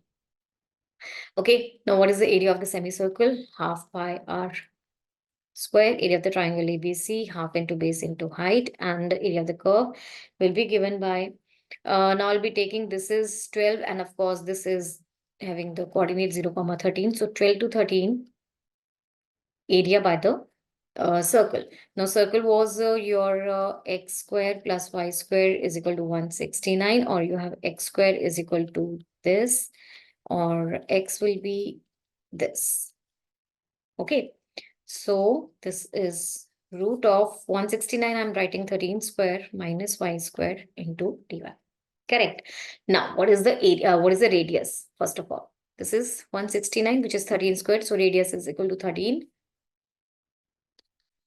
pi into 13 square.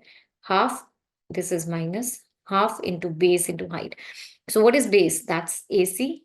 Height is AB. What is AC equal to? This is 12. This is minus 13. AC is 25. And this is 0. This is 5. So AB is 5 plus this derivative bit 1. So this is given by, this is x by 2 root of a square, which is, this is, let's write on the general formula first.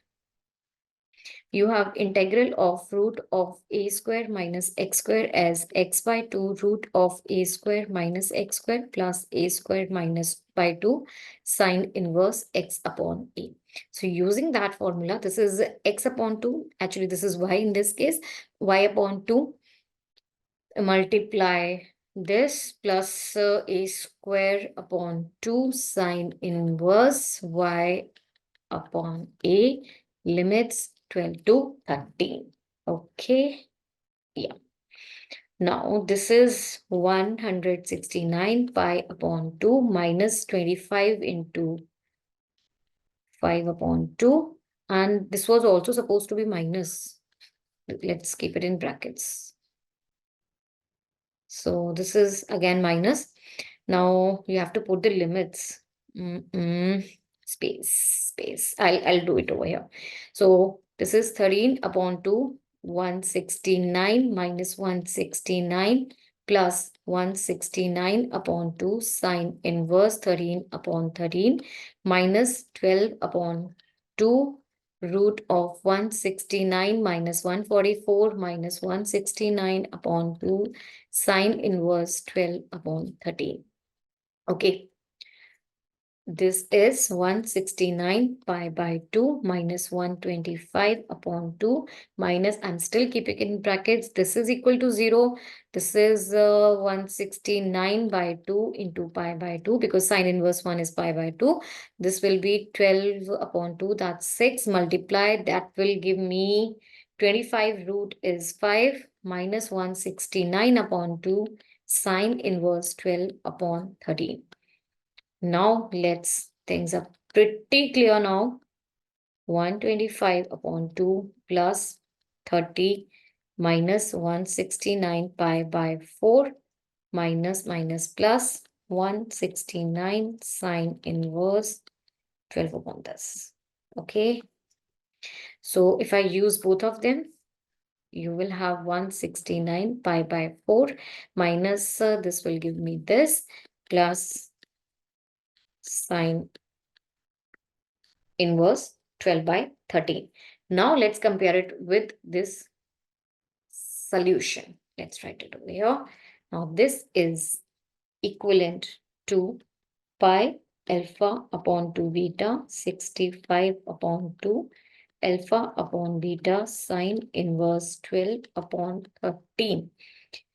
Okay, so from here you have 2 beta as 4. That will give me beta as 2. And then, of course, you have alpha is 169. Okay, that's it. What we need to find out is alpha plus beta.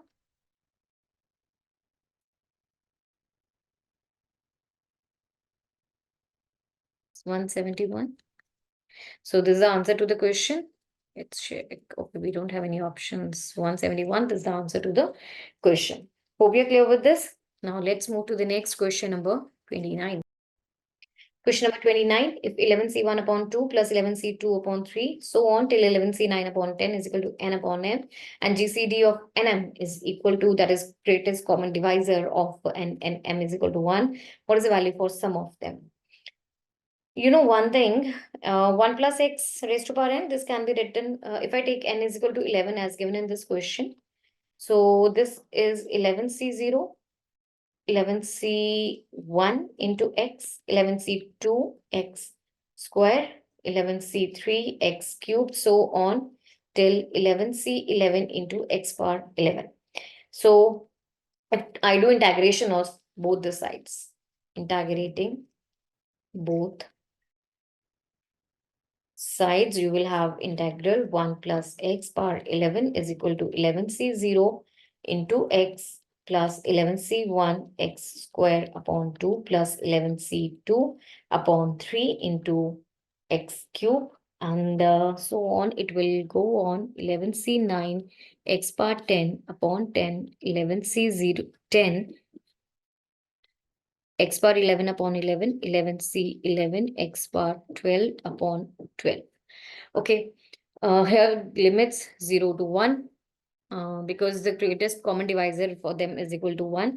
And this will be given by 1 plus x power 12 upon 12 is equal to, let it be like this only, same thing.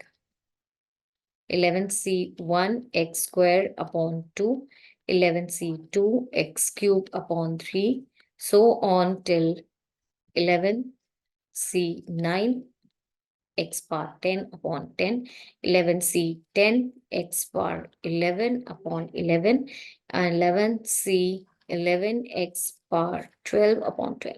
Now I'll do one thing, I'll put x is equal to 1.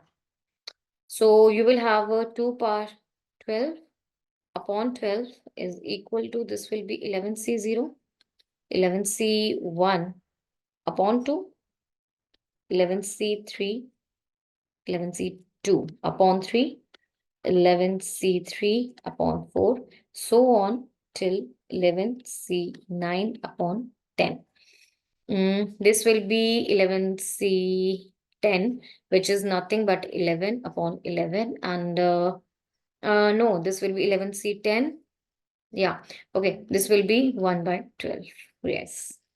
So you have 2 power 12 upon 12 minus 1 by 12 is equal to this. 11C2 upon 3, so on 11C9 upon 10.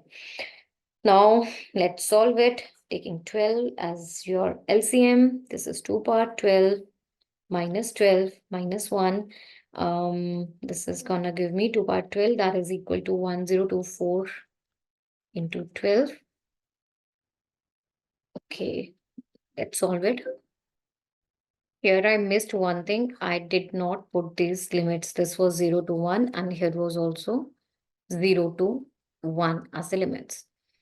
Okay, so this will be 12 by 12 raised to power 12 by 2 minus this will be this.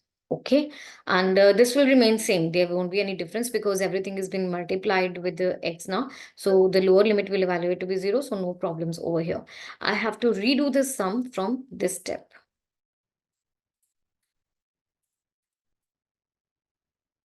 Okay, now let's check it again.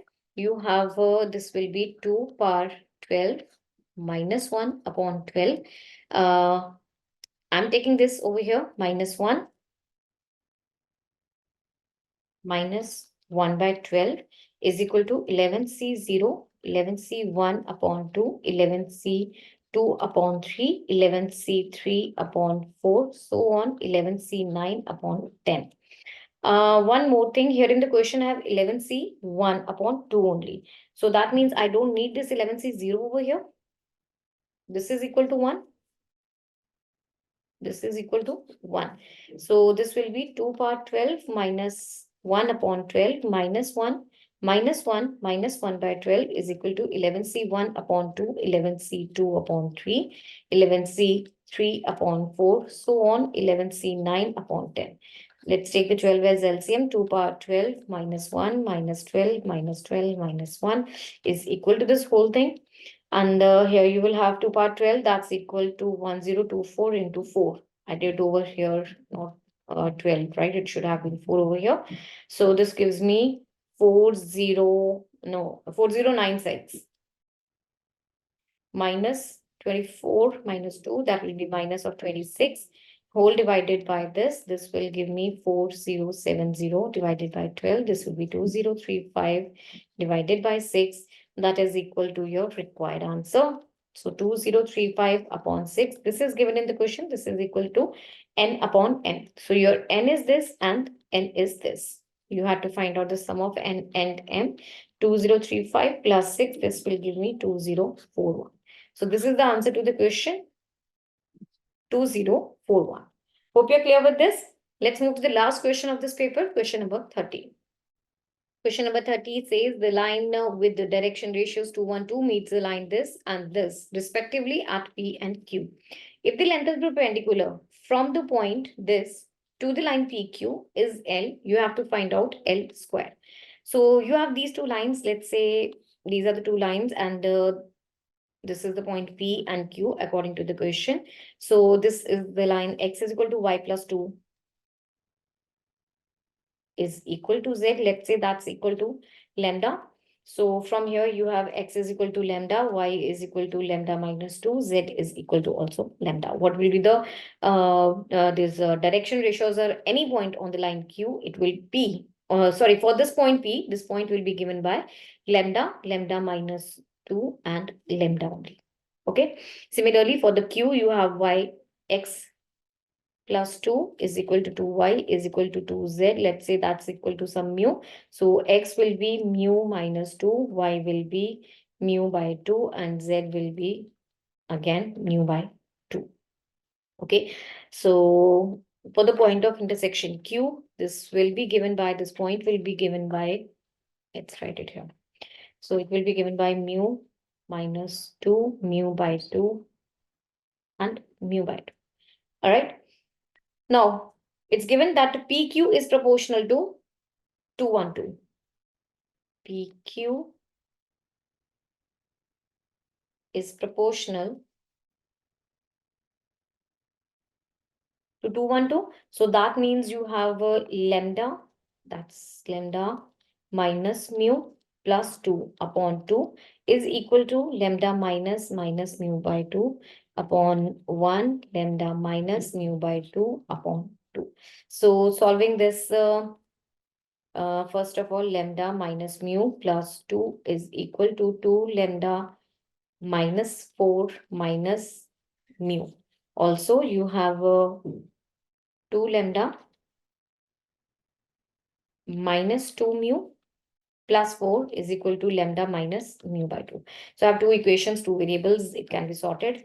This will cancel. You will have a lambda is equal to 6. And from here, if lambda is equal to 6, you will calculate the mu will come out to be 4, not 6. Okay. So you have the lambda value, you have this is the value for lambda, this is the value for mu. So the point P now becomes 6, 4, 6, and the point Q becomes 2, 2, 2. So the line PQ will be given by x minus 2 upon 2, y minus 2 upon 1, z minus 2 upon 2. Let's say that's equal to Q. Now any point on the line PQ will be given by 2k plus 2, k plus 2, 2k plus 2. Simplifying this will be k plus 1, k, and this will be, no, please, we have to find out the perpendicular, the point which is perpendicular to the given point 1 to 12. This is the given point 1 to 12. So this will be given by 2k minus 1. This will be 2k plus 1, and k plus 2 minus 2 will give me k. 2k plus 2 minus 12 will give me k minus 10. 2k minus 10. Right? Now, this line is also having the direction ratios. It's given to you as 2, 1, 2 over here. So according to that, you have 2 into 2k plus 1 plus 1 into k, 2 into 2k minus 10, that's equal to 0. 4k plus 2k, 4k minus 20 is equal to 0. You have a 9k, this will be is equal to 18. That gives me k as 2. So that means the point on PQ will be given by, which is perpendicularly coming down, is given by 6, 4, and that was is equal to 6, 4, and 6. Okay. Now, L is perpendicular distance of 1 to 12 and 6, 4, 6. So that means your L dash will be given by L square will be given by 6 minus 1 square, 4 minus 2, 6 minus 12 square. This is 25, 4, and 36, which is a total of 65. So this is equal to 65. This is the answer to the question. Hope you're clear with this. And students, with that, we have completed all the 30 questions, mathematical questions for the 29 Jan 2024 Shift 1 JEE Mains paper. Hope you're clear with them. And don't forget to visit our website, www.examsnet.com. Here you will find all the entrance exam question papers along with the detailed PDF solutions. Also, you may download our app. The link is available in the description box for a better preparation. So students, keep shining, keep rising high. That's all for this paper. Bye.